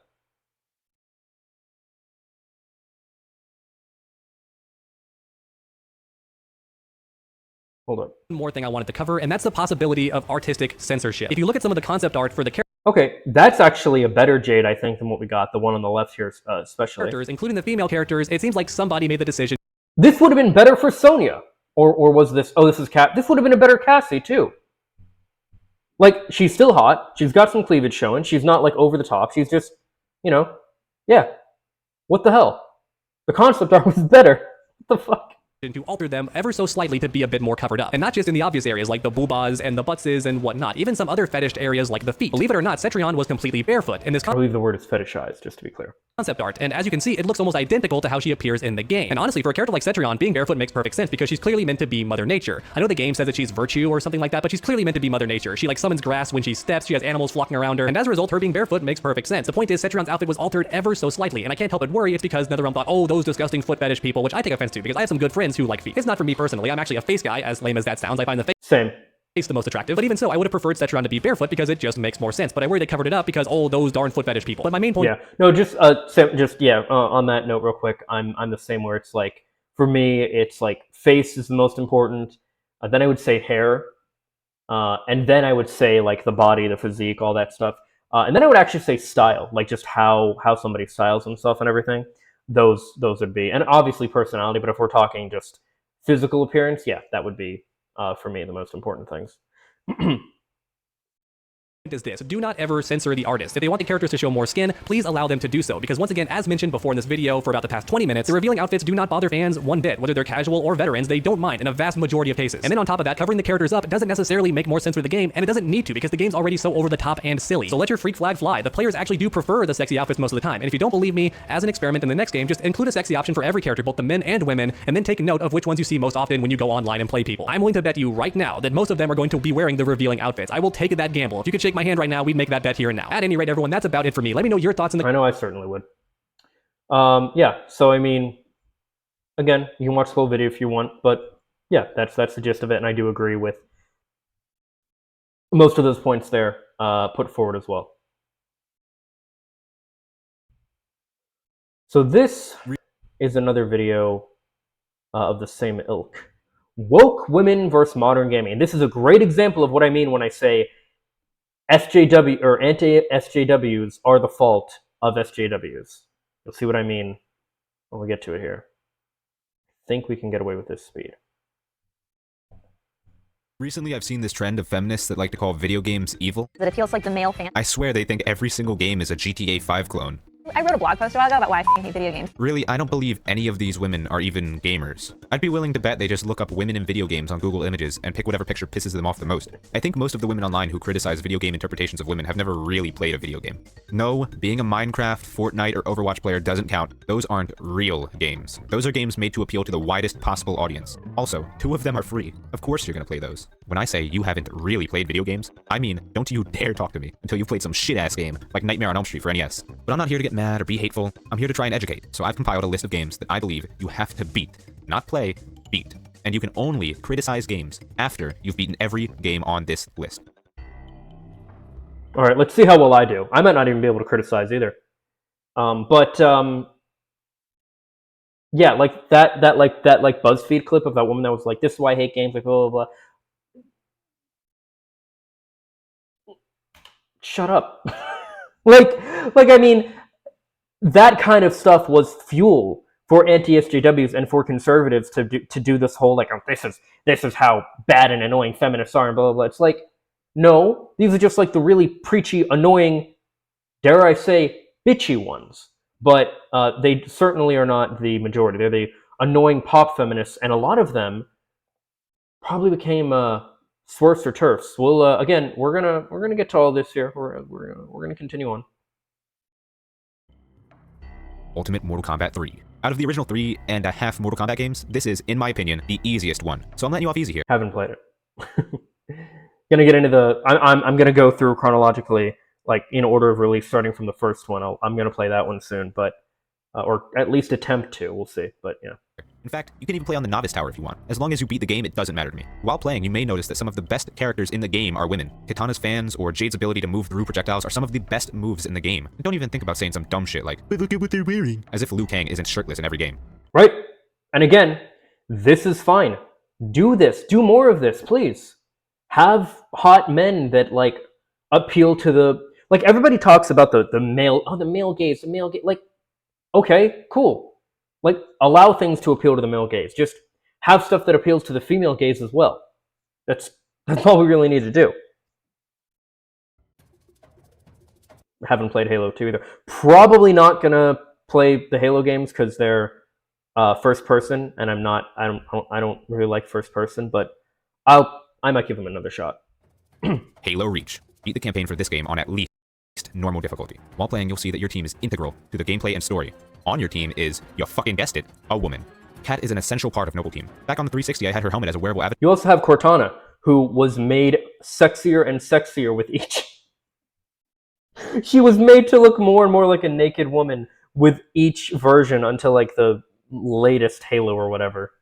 Item. While wearing her helmet, I never thought, oh, my character looks like a girl now, gross, ew, cooties. I was instead thinking, damn, that's an awesome Spartan helmet. Never even came into my mind that anything should be about black or white, male or female. I was just having fun, because at the end of the day, that's what video games are supposed to be. Anyways, enough of me getting sidetracked. Let's keep. Yeah, and on that note, real quick, so like there was also that TikTok, or let me see if I can find it here real quick. Side eye. Side eye. My ex asked me the same question. Is this part of the same? Oh, okay. What does this guy say? No, I don't actually. Well, sure. All right, we'll see what he says. Oh no, I'm not. No, we're not watching a 6-minute video on this. Never mind. No, yeah, people that do that shit, right? Like, can we play? God, I hate TikTok. Side eye. Yeah, people that are like, oh, why is he playing a male or a female video game character? For me, because I like women. I like looking at hot women, and if I'm gonna play a game, especially when you can rarely play as women in a lot of video games, I want to play as an attractive woman. Simple as that. I want to enjoy what I'm looking at while I'm playing. The way that Ego Raptor put it was Ego Raptor, of course, from Game Grumps, was he said, "Hey, the way I look at it, if I'm going to be looking at an ass for 8 hours, 8 to 10, whatever hours while I'm playing the game, I might as well enjoy what I'm looking at." True. Yeah. Very, very, yeah, accurate.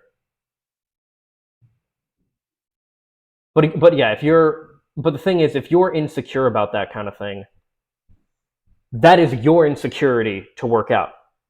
Not your insecurity is not somebody else's responsibility. So like, this is a weird thing that people have, for example, when they you'll have this a lot where people are very possessive, normally men, about like their sister, for example. Oh, you can't date like you want to date your sister's friend or your friend's sister, and like, bro, you can't date my sister. It's like, why? If you aren't comfortable with your friend dating your sister, you should have a better friend. Because what does that say about your friend? You know what I mean? You should be comfortable with your friends dating the other people. Like, oh, you can't date them. They're our friend. They're my sister. They're another woman that I actually know. You can't date them. I know how you are with women. It's like, then you shouldn't be their friend either. You know, like, that's an insecurity that you need to get over. And if it's something where they're a bad person and you don't want them hurting your sister or your friend, you shouldn't be friends with them either. Just throwing that out there. Keep going. Since we've done a fighter and a shooter, it's only fair that we move to a platformer. And what better platformer to pick than Super Mario Bros. Okay, I have beaten this. Oh shit, I haven't played. I've played some of Super Metroid, but I can't handle games. I'm a pleb. I'm a casual pleb. I like games that I can just pick up and play and I can just go. With Metroid, you have to like find your way around and everything. I don't like that. Obviously, it's clear what theme he's getting to here. We'll get to it. Before Master Chief or Doom Guy, this was what awesome gaming armor looked like. I'm sure you've noticed the theme so far, but just in case, I'll spell it out for you. I'm trying to show that women in video games have never had the problems that feminists think they have. They're looking at everything from the surface level without even bothering to check what's underneath. Super Metroid is regarded as one of the greatest video games ever made. Nobody cares that the main character is a woman. It's just a good game. No guy is gonna pick up a controller, fight these crazy aliens, and at the end of the game be like, it was a girl the whole time? Ew, gross, cooties. Nor is he gonna say, it would have been a better game. Now, you do have... And at the end of the game be like... People can look at this and get mad and be like, oh, but look what she's wearing. And if you're going to get mad at that, shut the fuck up. Just unironically. It was a reward, especially in the original Metroid, where if you beat it even faster, so it was like, if you beat it originally, she'd have like a leotard on. If you beat the first one in general, she'd have a leotard on when she comes out of the suit, showing that like, hey, you were actually playing as a woman the whole time. But if you beat it faster, if you beat it like as fast as you could, you would, excuse me, you would play, or sorry, not you would play.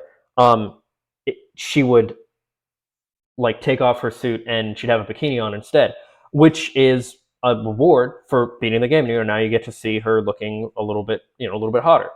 People can get mad at that and be like, oh, well, that's objectifying her. Dude, if you want to call it objectification, call it objectification. But like, again, I see nothing wrong with taking characters and just having them be sexy. Appeal to the male gaze all you want. just appeal to the female gaze as well. And that goes for movies and stuff too. We're only talking about video games here because, well, that's what the examples that I have just happen to be, but it all applies to movies as well. By the way, the biggest issue that I have with movies, and I might do a whole separate video on this too, the biggest issue I have with movies and the unrealistic expectations it sets is that it'll have these schlubby dudes who are just regular average guys, and they'll get this super hot girl at the end, and it's and all they did to get her really was to win her heart was just be and were persistent and a lot of times kind of creepy and shit, and it's that's a terrible message. That doesn't work at all. You got to be attractive for her. You got to be what she likes. You got to be hot yourself. If you're a man who wants to date hot women, you need to be hot yourself. I mean, I actually don't need to be, but it certainly helps. Anyway, that's it was a girl the whole time? Ew, gross cooties. Nor is he gonna say, it would be a better game if I saw her boobies. That's an unrealistic view of how men think. Beat Super Metroid, have a nice time, and after that, you can move on to our fourth and final game. Oh my god, this is Ocarina of Time, and man, the thing about Ocarina of Time for me personally is that, man, I couldn't even get past, the opening. I can't get past any Zelda game, even the opening, without a guide. I can't do... If it's not simple, it's too complicated for me. Unironically. The Legend of Zelda Ocarina of Time. I've yet to talk about this game on my channel for a reason. Reason being, it's my favorite video game. I don't want to talk about it unless the video I mention it in has sufficient meaning, but I think now would be a good time to bring it up. A lot of videos that condemn the portrayal of women in video games often bring up how they're dressed, which is why I included 2 games where women wear armor and 1 game where male characters aren't. But the other videos I see on this topic like to point out damsels in distress, and in those videos I've seen Zelda listed. I see that people think she's just another princess being captured by another big bad guy, but that isn't Zelda. Okay, maybe that's Peach when she's not beating people with a frying pan. To be fair, that was... Actually, no, that was never Zelda, not even in the original. But that definitely isn't Zelda. In most of the Legend of Zelda games, she's a strong character who aids Link in his journey. She's just as important to the story as anyone else. Hell, her name's in the fucking title. But nowhere is this displayed better than in Ocarina of Time, in which not only is she an awesome ninja who guides Link through a future Hyrule, she also aids him in his final battle. The sad thing is that these videos mention Zelda's importance, but they rush through that part and spend most of their time acting like she's not as important as she is. Because if you barely mention it, that makes it easier to push your narrative, while still being able to deflect criticism by saying, oh, I mentioned it, see right there, I mentioned it. My point is... Because they don't actually know. It's people complaining about this shit, but they don't actually know what they don't know what they're talking about. While playing this game, I never focused on Link being a dude or Zelda being a woman. I just played through an awesome game and had fun. I think that's what these people are missing. These dum-dums never stop being upset about every single thing all the time. Just rest for a minute and have fun. Go play the games on my list, watch a good movie, hang out with your friends. If you don't have any, go out and make some. Eat a taco, ride a roller coaster, make a snowman. If you take anything from this video, it's that you should do something that makes you happy. Go have fun. Sure. No, I agree with that. And again, people that talk like that woman did, or people that, or when Rachel Ziegler here is doing her it's not like it was 70 years ago or whatever. It just comes off as rude and bitchy and smug, and it's you're just putting a target on your back for the anti-SJW conservative reactionaries. That's what a lot of this stuff does. Are there ways to address, things okay, because as much as I liked the designs of Mortal Kombat 9, yeah, it was a little over the top, right? It was a little over the top. But you can address that and say hey, I like it, but it's a little much. It's a little over the top. And that's a lot different than being this is why women hate video games. This is terrible. This is so misogynistic. This is... It's no, just yeah. Just don't be preachy and annoying about this shit. That was the problem with excuse me, with SJWs, and why there was the whole anti-SJW thing in the first place, because SJWs were super fucking preachy about this shit all the time. That was the problem. It was not so much what they delivered, but how they delivered it. Yes, there are problems. There are things that need to be addressed and all that stuff, but you need to do it the right... You need to talk about it in the right way and not be a preachy, smug, morally superior asshole about it. You know what I mean?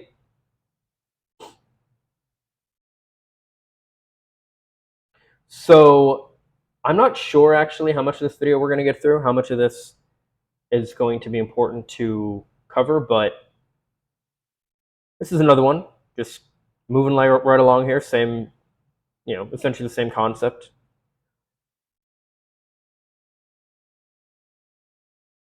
Pretty sure this guy talks fast. When it comes to influential video games, few are more iconic than that of a Street Fighter series, whether we are talking about the franchise.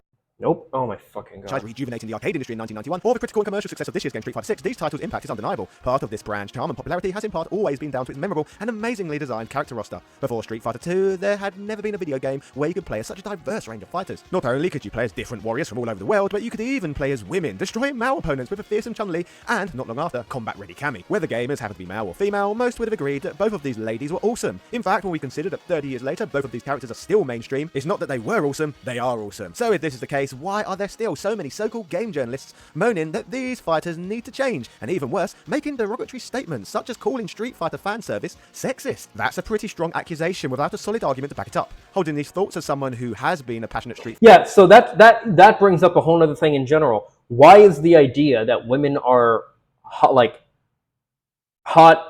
are hot, they are sexy, they're attractive, and they're doing sexy things? Why does that inherently have to be sexist and misogynistic? Again, we're looping back around into this puritanical conservative idea of sex. It's really sad. Fighter fan for 32 years and counting, let's discuss some of these scandalous claims and see whether they have any validity whatsoever. With that said, hello ladies and gentlemen, Big Daddy Top Hat here. This is defending Street Fighter against a game journalist who wants to see your beloved franchise completely changed due to sexism. Oops. Yeah. I have to say, I absolutely adore being a full-time professional YouTuber and entertaining you all by making these videos, but like for most of you watching this right now, the downside is I have to spend an unhealthy amount of time looking at screens. This feels almost unavoidable in the dystopian future we find ourselves in as video games work now. Yeah. For historical context, since their inception, video games have always been under attack in one way or another. In the days of By the way, just to be clear, this is, excuse me, idiot journalist calling Street Fighter 6 sexist gets destroyed by Top Hat Gaming. Top Hat Gaming, from what I've seen of his content so far, is very all over the place. Some of his views are actually pretty progressive, and some of his views seem to be kind of reactionary, and especially titles like this, that's pretty reactionary. But in general, I guess he's okay. Street Fighter 2 and the early Mortal Kombat games being mainstream. For example, it was mainly censorship-hungry, Bible-bashing sorts who most wanted to take gaming down. Street Fighter 2 and fighting games in general were not only regularly accused of promoting and inciting real-world violence, but the case was often put forward that the genre was normalizing malviolence against women. The point I am making is people have always had bad takes on this sort of thing. But now, it doesn't seem so much that Christians are angry about women's depictions in Street Fighter, but apparently so-called inclusivity enthusiasts who want to burn down everything that the mainstream populace... See, remember what I talked about with the reactionary, they used it? Yeah. Enjoys, so that it can be sanitized, then rebuilt to align with their niche worldviews and political agendas. To make this all the more hypocritical, the way these people want video games to be reimagined does not reflect what is popular around the vast majority of the planet, but instead corners of just the most privileged areas of the West. So with all of that said, let's start looking at the criticisms against Street Fighter from an article causing a stir. CBR.com uploaded a piece by a journalist named Kirsten, provocatively titled Street Fighter 6 didn't have to embarrass itself with sexist fan service, an awesomely clickbait title which is sure to generate clicks. But praise aside, can this writer back up such a strong headline with a coherent argument? Well, not in my opinion. Firstly, I want to point out that this article is full of cherry-picked information presented to benefit the author's confirmation bias, intended to push a specific agenda. But for the sake of entertainment, as a genuine Street Fighter fan, let's be petty and demolish it anyway. To the writer's credit, the opening sentence this article presents is an absolute banger, offering a spicy hook that is sure to garner some reaction from the readers, with it reading, Street Fighter is no stranger to hypersexualized female characters. From Cammy to Juri to Chun-Li, it's a tradition the Street Fighter franchise needs to end. Once again, from one content creator to another, that's good writing as my attention was instantly grabbed. However, what are you bloody talking about, Kirsten? We will talk about sexualization shortly, but whether the series has been sexualized or not, why would it be in either Capcom or the fans' interest to have traditions that made the game famous in the first place come to an abrupt end? I never saw... Why would it be in either Capcom... This is a mod, by the way. This isn't in the game. This is a mod. So this isn't something you can get mad at the developers for. This is a mod of Juri. There are a lot of really good mods like this, by the way. Or the fans' interest to have traditions that made the game... Okay. I never saw Chun-Li as over-sexualized, at all. I don't get it. She's fully covered. There's no. I mean, I guess you can say, well, her leggings are tight. Okay, so yeah, I just never saw it with her. Place come to an abrupt end. That does not sound like a sensible business strategy to me. The journalist claims that despite an increase in call for equal and realistic representation in games, elements of sexism persists. While we have plenty of time to discuss the hot topic of sexism, let's touch on realism. Because since when has Street Fighter ever been a franchise about realism? True. Yep. Unironically, like, you get mad about this very small aspect of realism where it's like, bro, the whole thing isn't realistic. What the fuck are you talking about?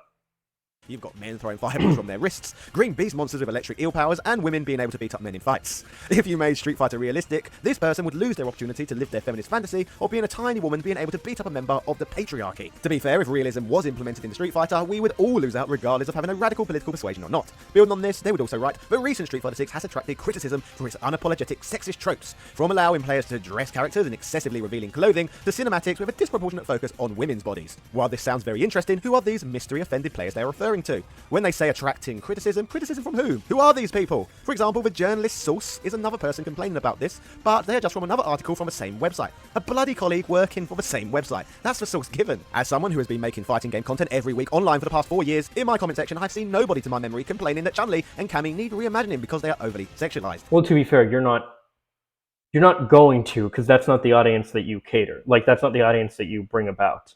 They're not going to, obviously. It makes me think these journalists are making a straw man argument for nothing but clicks, which is... Okay, to be fair, he's making a straw man argument here too, I would say. Like, I agree with his point, but no.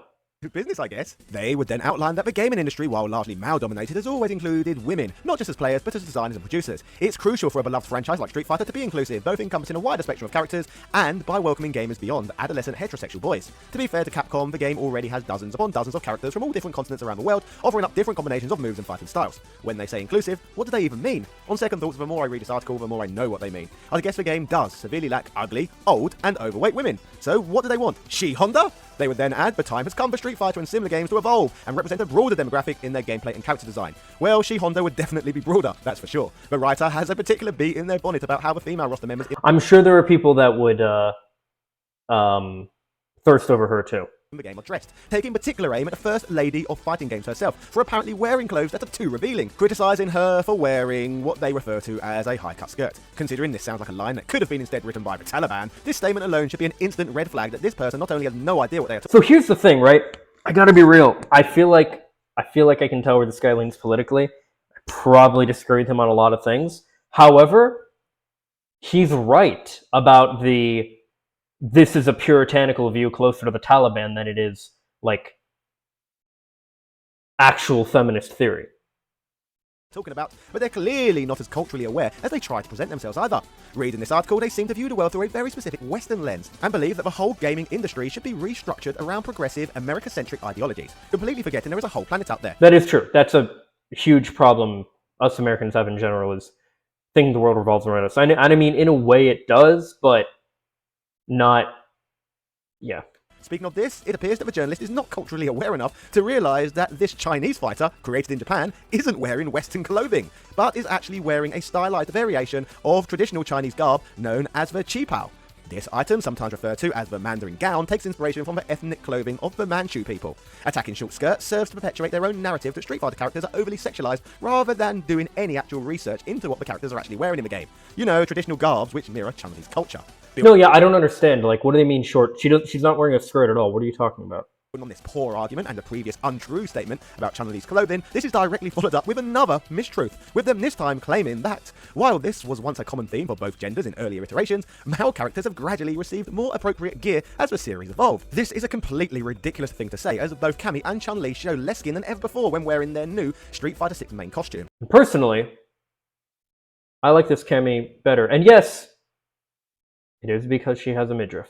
With some of the male characters in the game not only appearing much more handsome than ever before, but also in less clothing too. Here, for example, is Ryu in Street Fighter 2, and here is Ryu in Street Fighter 6. This man has received such an extreme glow-up that even since Street Fighter 5 when he gained a beard, the fan base have been referring to him as Sexy Ryu. I like that. I like that, by the way.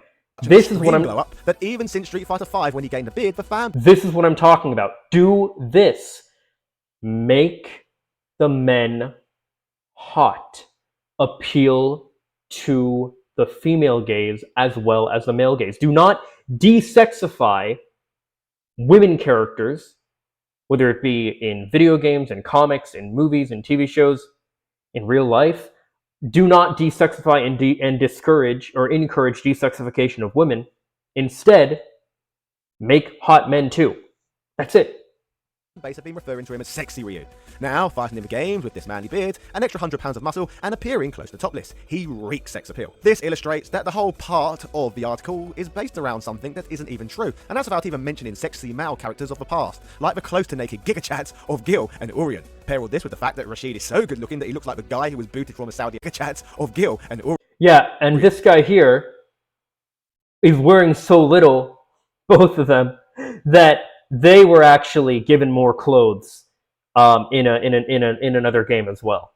Pair all this with the fact that Rashid is so good looking that he looks like the guy who was booted from a Saudi Arabian convention for being too handsome. It serves as another example for male fighters in this game being sexualized too. In fact, while on this subject, my wife Lady Decade was laughing when playing Street Fighter 6, as she noticed that for the first time she even found Zangief attractive now. Speaking of characters' looks, the next zinger of a quote would be, this obviously diminishes Street Fighter's female characters by prioritizing the male gaze, and not considering the game's potential players. Right now, Street Fighter is the least popular fighting game franchise with women, and only 7% of the game's players are female, but that's the result of Street Fighter's bad choices. Conversely, almost a quarter of Tekken's players are women. Interestingly, I tried to find the source for this particular statistic. Wait a minute, what? Hold up.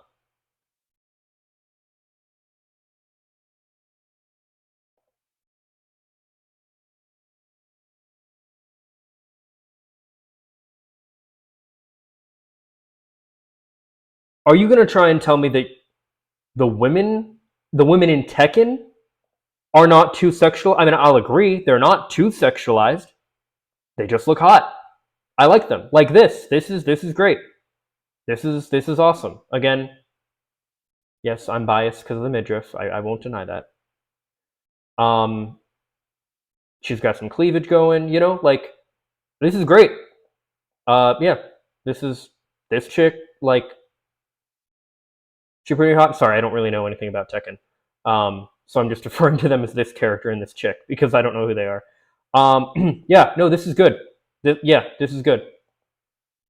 This is fine. But I can see people complaining that these are over-sexualized as well. Who's this character? Oh, yeah, come on. Really? Really? Really? And you're going to be like, oh, Tekken is so great because it doesn't have women that are too sexy? Seriously? Come on.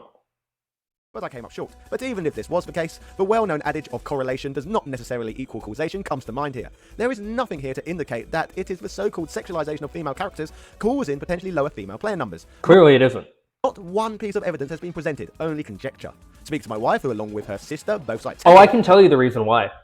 It's because they're easier to pick up and play. So when I was talking about before about my issue with like 2D fighters, I'm talking about things like Street Fighter and Mortal Kombat, because these are games where basically you have a different button for each type of punch and each type of kick you can do. But if we're talking Tekken, Dead or Alive, Soul Calibur, these are games in which you basically have a button for your light attack, your heavy attack. You might have one button for a kick or one button for a kick and one button for a punch, and you can press that same button to do more punches. Like you don't just keep doing the same punch over and over again, but you do like instead of just like punch over like a jab in Street Fighter, you would actually be doing like multiple punches. Things like that. That's a big part of why I like those games more, and might not ever be able to get into Street Fighter or Mortal Kombat, unfortunately. But it isn't to say that that's necessarily the only reason. But I wouldn't be surprised if that just makes them more accessible in general, including to women. As their favourite fighting game, made me question them why. They would both place this down to childhood nostalgia and owning a Sony PlayStation. With its polygonal power and marketing appeal, this instantly offered up the Tekken series to a wider range of people than that of Street Fighter 2, a game that experienced its peak in popularity during the 16-bit era, when consoles were mainly marketed towards a teenage male audience. Despite this being purely anecdotal evidence, I feel the validity of this still holds up compared to the sourceless statistic that was used to feed into their narrative that Street Fighter is inherently sexist. The next statement made in the writer's bad faith argument sees them claim that the sexualization of female characters in Street Fighter is a creative shortcut at best to enhance player retention, with them then citing games such as Horizon Zero Dawn and 2013 Tomb Raider as examples of titles, in their own words, existing with female protagonists outfitted in more realistic, less ridiculous attire. They prove that substance, not cheap sexual tactics, can drive sales and player retention. There's a mod, it's one of the most popular mods, by the way, for that game, for Horizon Zero Dawn, and it's to make the character Aloe look prettier. Let me see if I can find. No, I'm not going to show. I'm not going to go to Nexus mods to show it because there are some mods that are not safe to show on YouTube. Come on, Kirsten, be honest with But you're welcome to do your own research on that. yourself here. This is like comparing apples and oranges, with one game being a skill-focused, competition-based fighter with a purposely cartoony world and a roster of colourful characters, being compared to single-player narrative-based games with darker environments, more realistic tone, and adventure-focused gameplay. These titles could not be any more different. This is like... Yeah, 100%.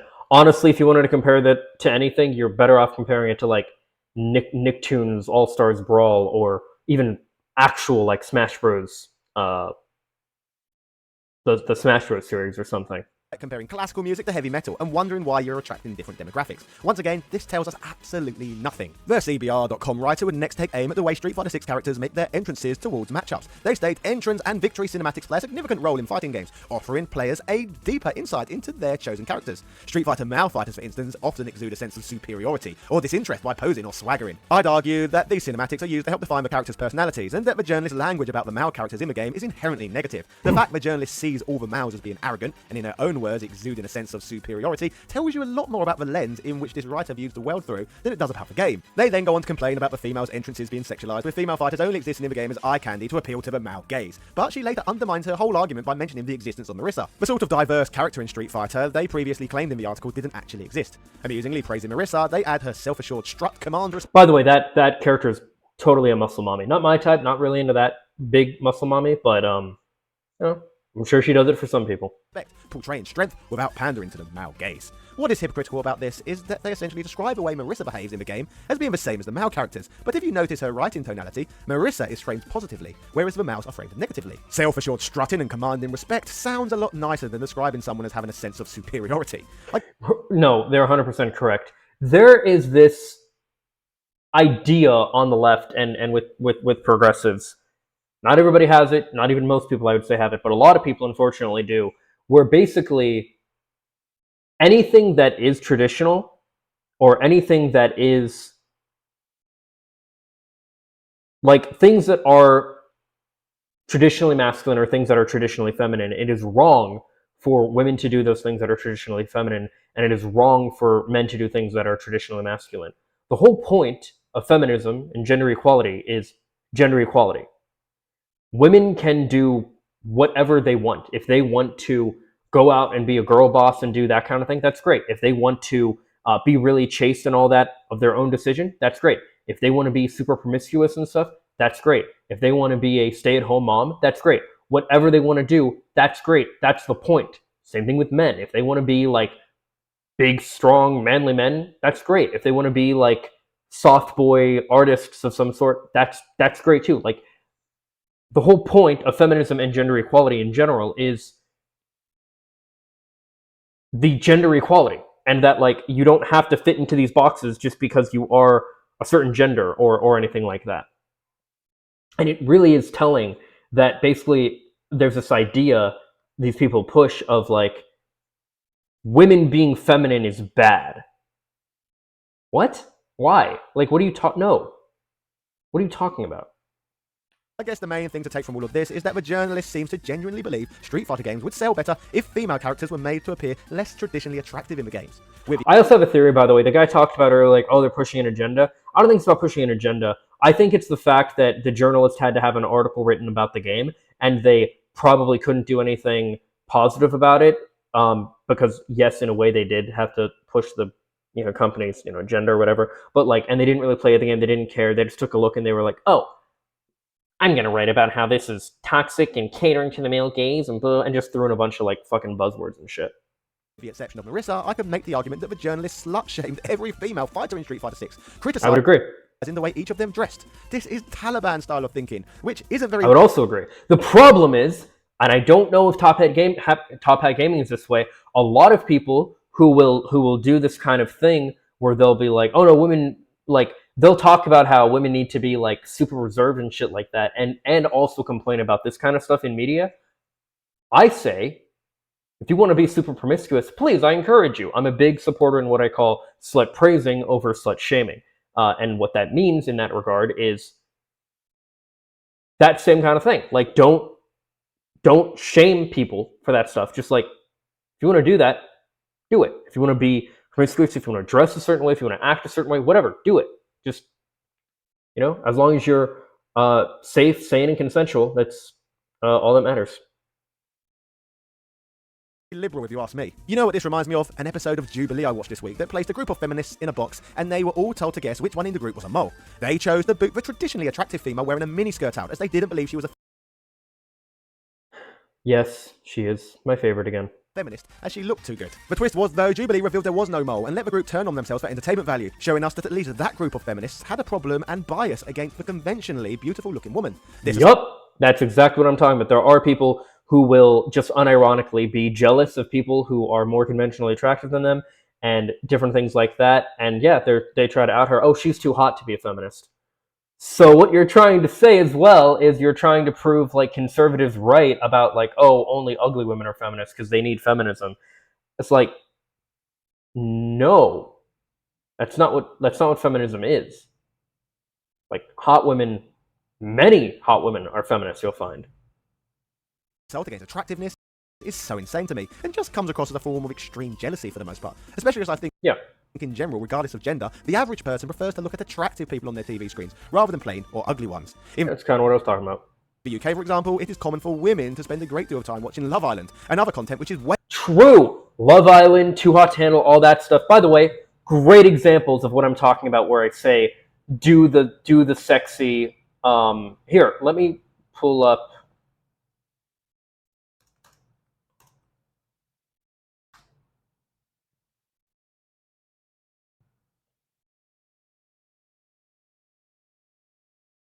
Is this the current one? I watch these shows as like schlock with my friends, but yeah. This is what the cast looks like on Too Hot to Handle, and this is what most of them dress like all the time. So if you want to talk about appealing to the male gaze, boom, boom, boom, boom, boom, like all of them. Hot girls galore, but also hot guys galore. You're appealing to the male gaze and the female gaze at the same time. This is how I think you need to do it. I wish we had more shows like Too Hot to Handle. Not as far as like the reality dating show and all that stuff, but like have hot girls and hot guys.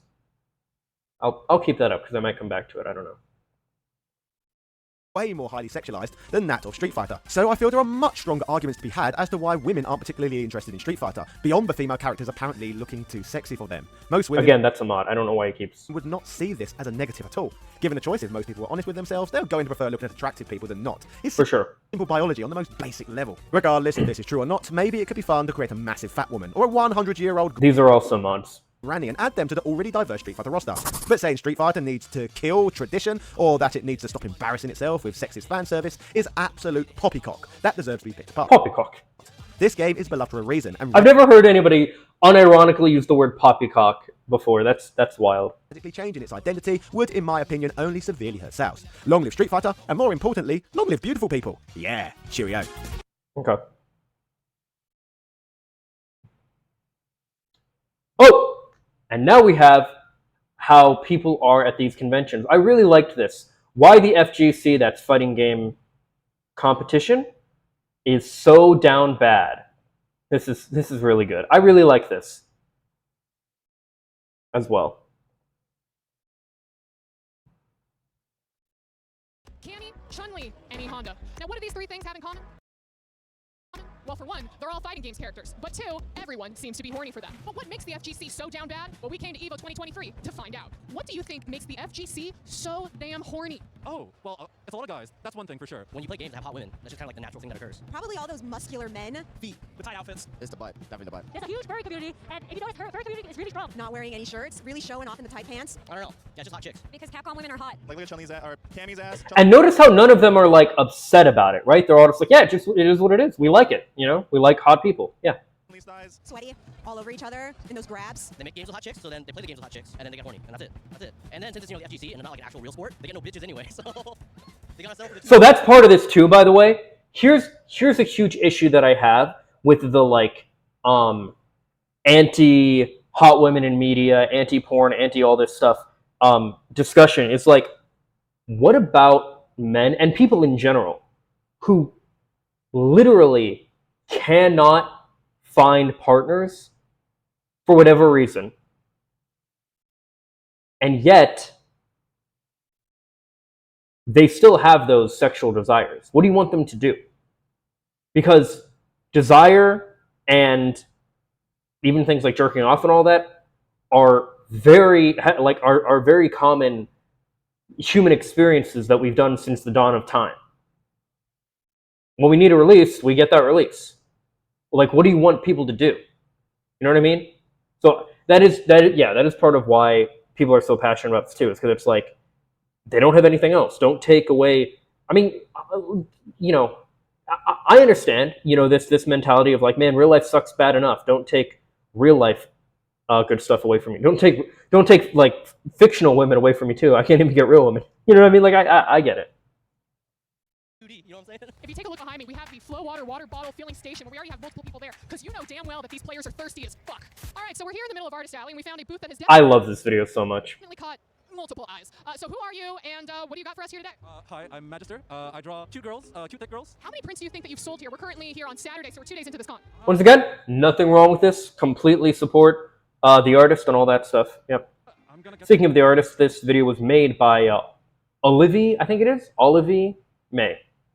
It's around 400 or so. Whoops. I think after like a long day of like playing games and whether or not you're getting your ass beat or they're beating ass, you're kind of tired and you just want to see something nice. You want to look at something that like gives you that serotonin boost in your brain. You're like, oh yeah, that looks good. I love that. That's great stuff. This makes me totally forget about that too. Exactly. Get your ass beat, then beat your meat. I feel like it all makes sense. Is Evo the first time that you're doing a booth at Artist Alley, or have you done other places as well? Artist Alley all the time. I do about like 20, 25-ish conventions a year. So which fan base do you think you profit off the most? AKA, which fan base is the horniest? It's hands down Evo. You heard it here first. Evo is where you get the dirtiest of shit. And what's your name? Steph. And who's your man of choice? Can I say someone who's non-binary? I'm gonna go with Testament. Goth, tall, wield a sight. I feel like if a man See how people react, even femme-presenting people? could literally kill me, I'm somewhat more interested. That's correct. That is the right answer. Now, what do you think about the women in the FGC? Smash. Let me just say this. What about Chun-Li gets you going? Thighs. Thighs. I know that people usually say, oh, A lot of people really like her thighs, yeah. could squeeze like a watermelon between those thighs. What else do you think Chun-Li could break between her thighs? She can break my yo-yo any day. I think I found Cookie Monster Chun-Li, which is quite possibly the best cosplay that we've seen so far here. This is definitely a cosplay that screams sexual energy the most. Do you think that if I asked people what their favorite hentai was, they'd say yes or no? I bet you to hesitate, but everybody has a favorite hentai. So, Cookie Chun-Li, what's yours? I don't watch hentai anymore because of viruses. Okay, have you been downloading your hentai on LimeWire? No. Okay, so what was your OG favorite then? I'm very gentle, so I like soft porn. Oh, that's cool. Pokemon and someone else was there. That's dope. You know what? We love that. I think probably, I'm on the other side, I'd say Dropout. Kirameku. I don't know what Dropout is. But for people that don't know what hentai is, anime porn. The lyrics to the song, I just know the real. That's really racist, by the way. It's really cool to see how passionate you are about the fighting game scene. What's your favorite hentai? Damn, you're putting me on the spot. I am. So the first thing that I think of is Dropout, okay? Then it's what? Is it Euphoria or what's that one called? The Braids? Yeah. Let's say our real favorite hentai on 3. Ready? 1, 2, 3. Boku no Pico. Oh gosh. You know what, Ovly? I'm learning more about you than I really bargained for. So, to be clear, Boku no Pico is a bunch of kids. At least that's what I understand about it. I looked it up and I felt dirty. Like, she said it as a joke. I felt dirty. I saw that and I was like, I need to just not. Like, it's awful. It's really bad. It's really bad. But if I'm going to give my answer, I'm not really that familiar with, like, anime hentai. But if we're including 3D hentai, I'd probably say, like, one of the Renpai games, like, Acting Lessons is really good, and so is, Becoming a Dick. It's this really good, they're adult visual novels where you, in Becoming a Dick, you're going through, like, college and stuff and, like, having that experience. It's cool. Unironically, a lot of, like, these Renpai, like, hentai games have really good, like, story and characters and stuff, too. I'm not even kidding. Like, I know that sounds like a cop-out. I play it for the plot. No, like, unironically. Kind of like how... Oh, really good example, by the way, of how, like, sexy women got me into something that I really like, even without that now, is Nier Automata. Unironically, come for the robot booty, stay for the incredible, thought-provoking story and philosophy. Like, check this out. come for 2B. Like, I mean,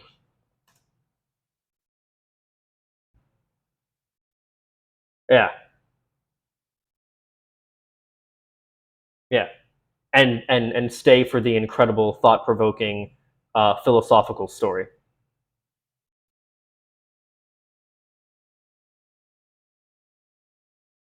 Weeks ago, we had a headline of sorts. There was a Street Fighter 6 tournament where a player loaded in as Chun-Li, and there was a mod where Chun-Li was butt naked.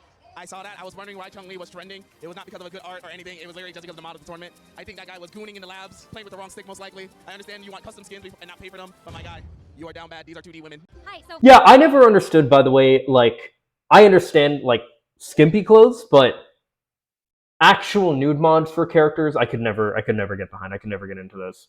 My name is Per. I'm dressed as Juri Han from Street Fighter 6. We love that. Now, the first Right. question that comes to mind is that whenever I hear about Juri, there's one word that is always associated. Feet. I was gonna say feet. Why do you think that is? Well, I mean, she got the dogs out for free, so like, If Juri had an OnlyFans, how much would she be raking in just off of feet alone? I'd say like 20K a month. If we were to ask an FGC or an EVO attendee what I'm their not a foot guy, but a lot of people are. favorite hentai is, do you think that they'd respond? I think that they would like say that they don't know what that is, but like you know that they know what that is, and they'd probably pick like some freaky shit like Bible Black or something. That's the only one I know. I'd probably go Bible Black, yeah. So what's your favorite hentai? Honey Pop, does that count as a game? Honey Pop! I'm here with FGC superstar Alex Myers. Alex, what's your favorite hentai? Anything involving Chun-Li. Okay, now does that mean it's just fan art, dojin, or like what? Dojin, all, any and all, but if I need a pick... Dojin is manga, like what a manga looks like a Japanese comic book, but hentai. Like a series? Bible Black, probably? What's that one where it's like they're on an island? It's like Dick Fight? Dick Fight Island. Okay, let me go ahead and run you through Dick Fight Island. Everyone comes around every 4 years. Each clan puts up a champion, and it's a fight to see whoever comes first loses. I think I would fail. I come last.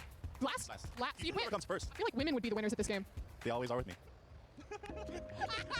So I'm here in tie outfits. I'm here. I really love this like sex positive, accepting. Let's just like casually talk about this stuff. I really love that environment. I think this is great. I really do. I'm here in the butt. What one character possesses all three? Juri Han. Would you subscribe to a Juri OnlyFans? No. I don't know. Man, he's committed. Yeah, he's committed. He's committed. Okay, well, It's okay. I don't gotta go too far. It's all good. you got it at home. Now that's cheap. You can't be rubbing that stuff into the people's face. She's not here. She's cosplaying Cammy right now. I don't gotta go too far though. Get out of here. You're not involved in this anymore. Where are all the other lonely motherfuckers at? They could get lonely. Oh, wait, we found the Cammy. Girl, he's been bragging about you. Oh snap! I mean, why wouldn't you? Can we see the full outfit? Can you give us a spin? You know what I mean? Okay, so since I've stepped foot It's a nice outfit, nice cosplay. into EVO, and especially for the Artist Alley, I am seeing booba and thighs galore. Is that a strategy when preparing for EVO?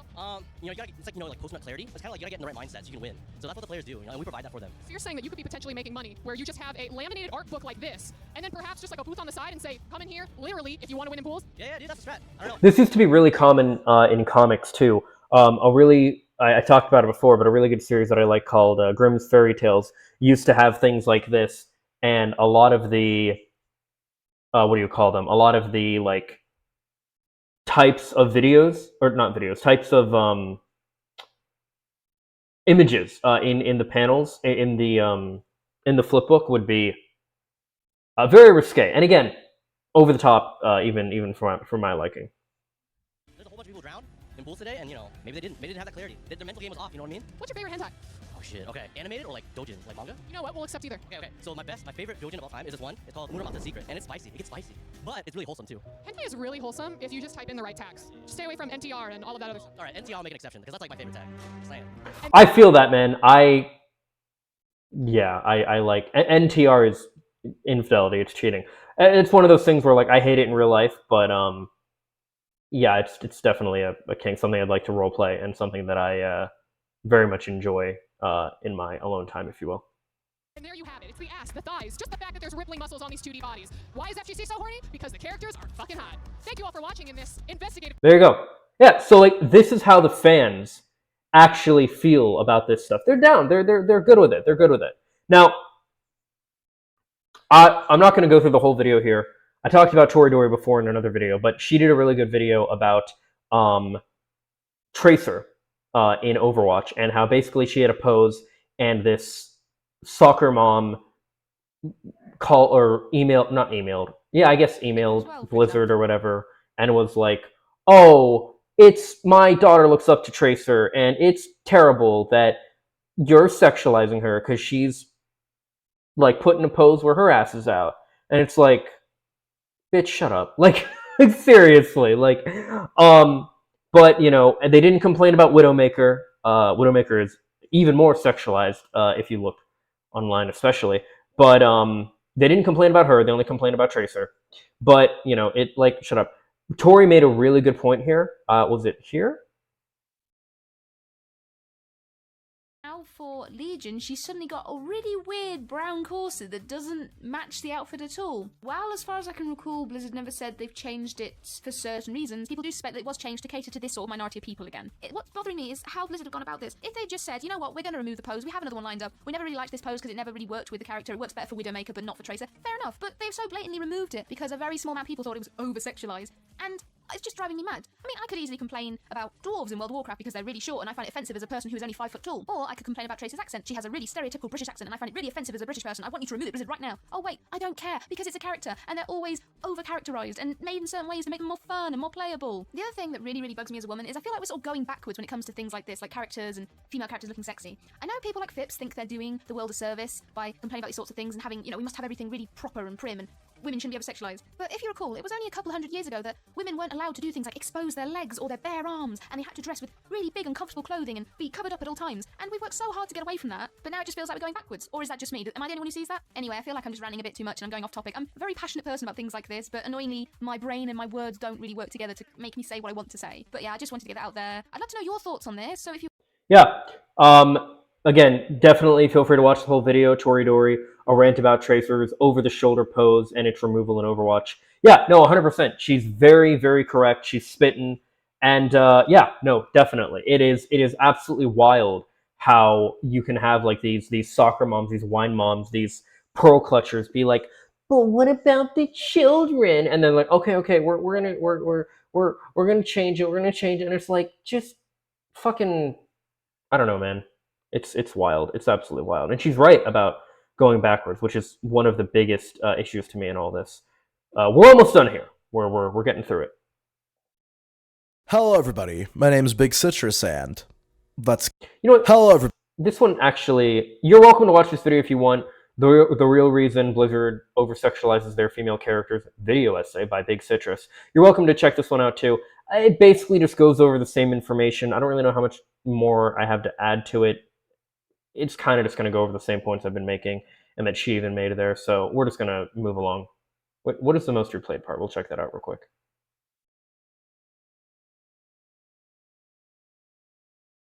Trying to make it look like they have an ass. Whatever, you know, she's still cakey, right? Look at Overwatch 2 Widowmaker. It's like when she went to go get her BBL done, right, her credit card declined. So they took her ass away. Now, look at Diva's Overwatch 1 design versus her Overwatch 2 design. Oh yeah, that is shitty.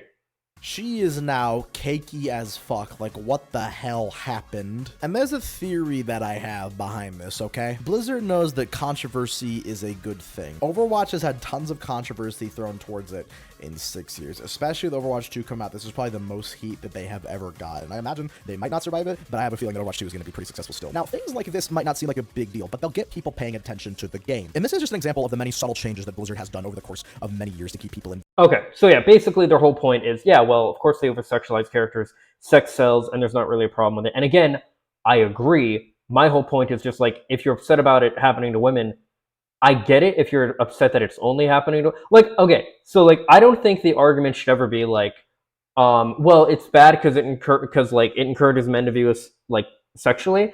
It should be, where's our eye candy? You know what I mean? And like that's yeah, I very much agree with that. Like just give eye candy for everybody ultimately.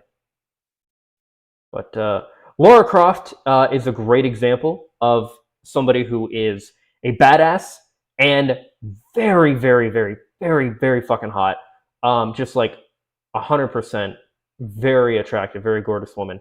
And the funny thing about her character is that she originally was not, so she was always intended to be sexy and to be like an attractive, badass character. But the marketing for her, which I don't think I can show, was what was over the top. There was literally a mod in Tomb Raider 2, which was called Nude Raider. And yes, you guessed it, it was where, not a mod, I'm sorry, a cheat code, where you could play her nude the entire time. Again, over the top. Way over the top. But the original creator, and I can't remember his name off the top of my head. Is it Tom Bard or something? Toby Gard. He originally hated the direction they took with her. He didn't like that they over-sexualized her in the marketing, because he's like, yeah, she's hot, she's like, that is part of her character, but that's not all that she is. Like, she's not intended to be... Where did it go? Is it here? That's okay. We don't need teeth anymore. We don't need these. Where did she go?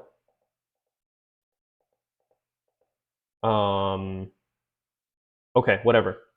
Anyway, Toby was upset about this because he was like, they don't, they over sexualize her, like, in the marketing, not the character herself, just the marketing. Like, the way she was in the games and stuff was fine. But what's funny, right? Because he got a hold of the character again later, and he took her from...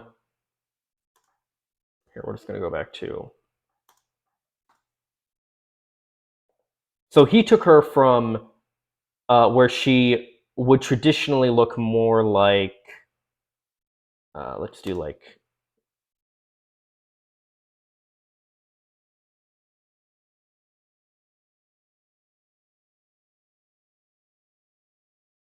Yeah, she'd look like this, right? This is the second Tomb Raider game. She'd look more like this. And he took her where she now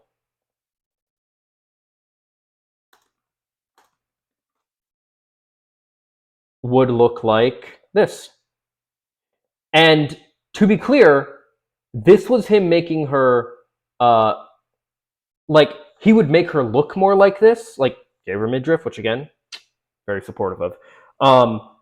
He would make her look more like this, but in her, like, marketing and everything, she was very much shown as a badass, because the point of her character was always, she looks hot, she's very sexually attractive, but her character is she's just a badass who wants to, like, do her thing. And I think that's incredible for her character. You can and should have these characters that they look hot, but their character doesn't have to be that they are like a sex token or something. I'm not sure if that's the right word, but I think you get what I mean. So I had great timing with this, because literally just today, well, I guess yesterday and today. No, today. Vosh had uploaded on two of his on his main channel, as well as the Vosh Pit, about two things that I highly recommend checking out these videos as well, which of course many of you that watch me also watch him, so you probably already have, or you will, but whatever the case. When you woke yourself into reactionary thinking, and insane TikToker makes her boyfriend close his eyes during sex scenes.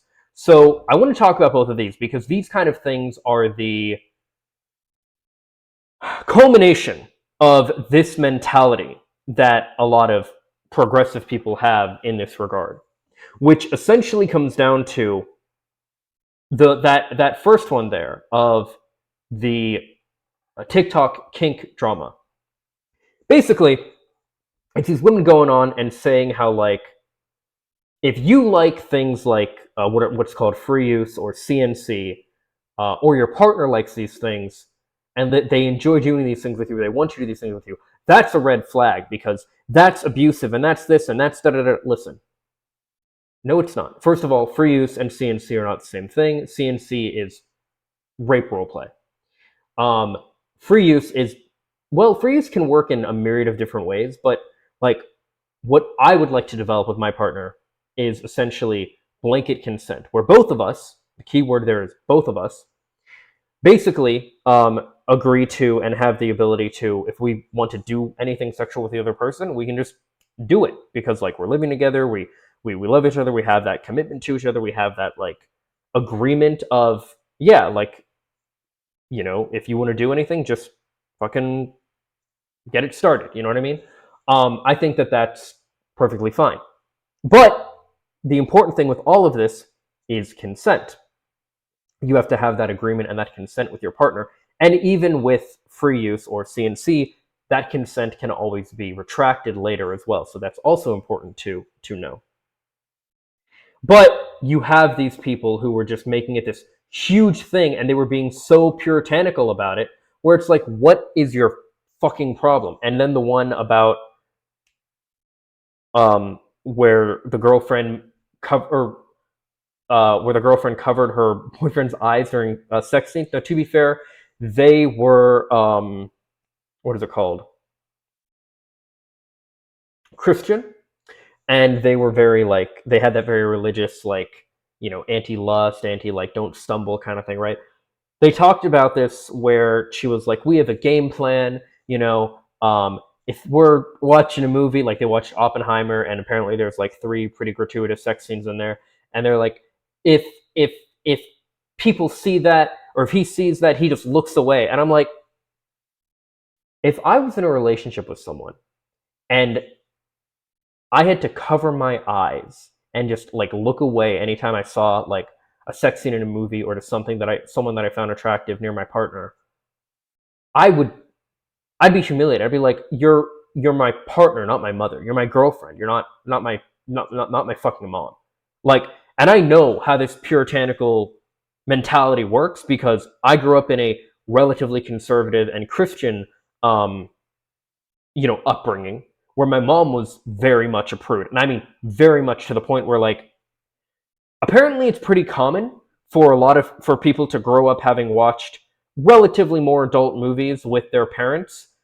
If anything had any type of nudity or like too much sexuality or too much swearing or anything, I just couldn't watch. Like, we couldn't watch it with my parents. Couldn't watch anything with Jim Carrey. Like, couldn't watch all these different things. I know what that's like to have that, and I know where that kind of stuff leads. It's like there's this discourse as well where people, again, who are supposedly progressive, are talking about this mentality of like, why do these movies and stuff, why do they need all these sex scenes? Well, first of all, that's a really dumb question, because no art needs anything. You know what I mean? Like, you could literally just have a summary of what happened, and like, why do you need to watch the movie? Why do you need to show this thing blowing up? You can just say it blew up. You can just do that, like, just all this shit off screen. Like, that's fucking dumb. But also, a lot of like raunchy comedies and like, you know, sexy stuff in general has kind of died down throughout the mid 2010s to the early 20s here that we're in. It's there to an extent, but it's nothing like what it used to be. So I mean, that argument of like, why do we need this stuff? It's like, I don't know. I mean, we don't really have much of it right now. I wish we had more.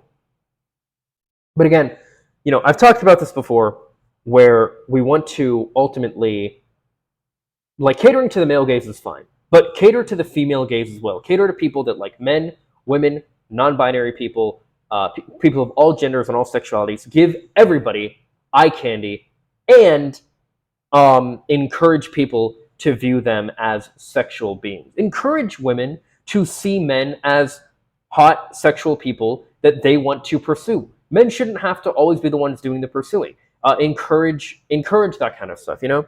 So like, encourage those kind of things. And also, just as far as this whole mentality of like this puritanical thing, right? With like, basically, when women do femininity, that's bad. When men do masculinity, that's bad. That's absolutely insane. And this like anti-sex, this swerf narrative that a lot of these people have, it's just absolutely insane. I very much believe, very much believe, that once we are done and we have won fighting for LGBTQ rights, and we're like, it's like set in stone basically, the next thing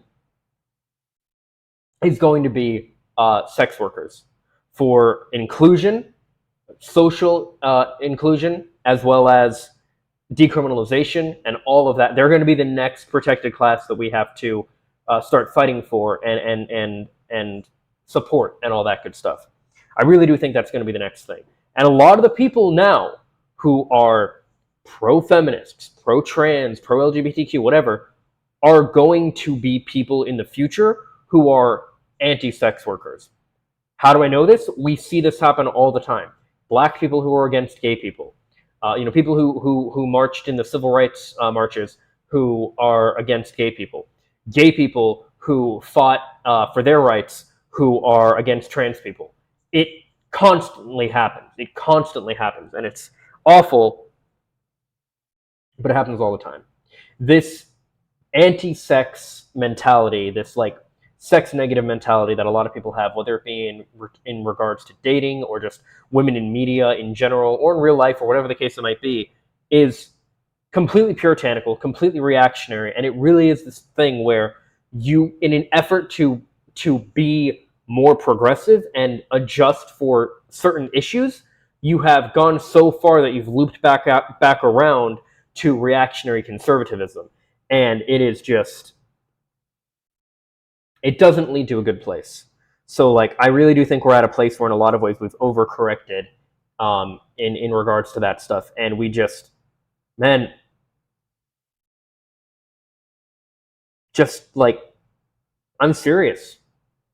Sexualize all people. I mean, not all people, all, like all types of people is what I mean. You know what I mean? So, yeah. Yeah. Just this, like, this narrative is so counterproductive, so insane. Like, people like what they like, And in regards to, well, yeah, that's pretty much everything, actually.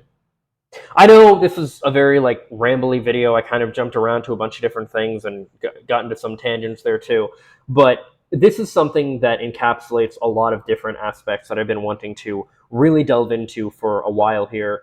And certain things that I've been seeing online recently just kind of really sparked that to happen even more. So I just really wanted to hit this now while it was fresh in my mind and while I was thinking about it. And yeah. As always, though, these are just my thoughts. Please let me know what yours are in the comments down below. Follow me on social media for more. Subscribe and ring the bell to stay up to date. Leave a like if you like. And if not, I hope you find something to do like. Later, guys. Peace and love.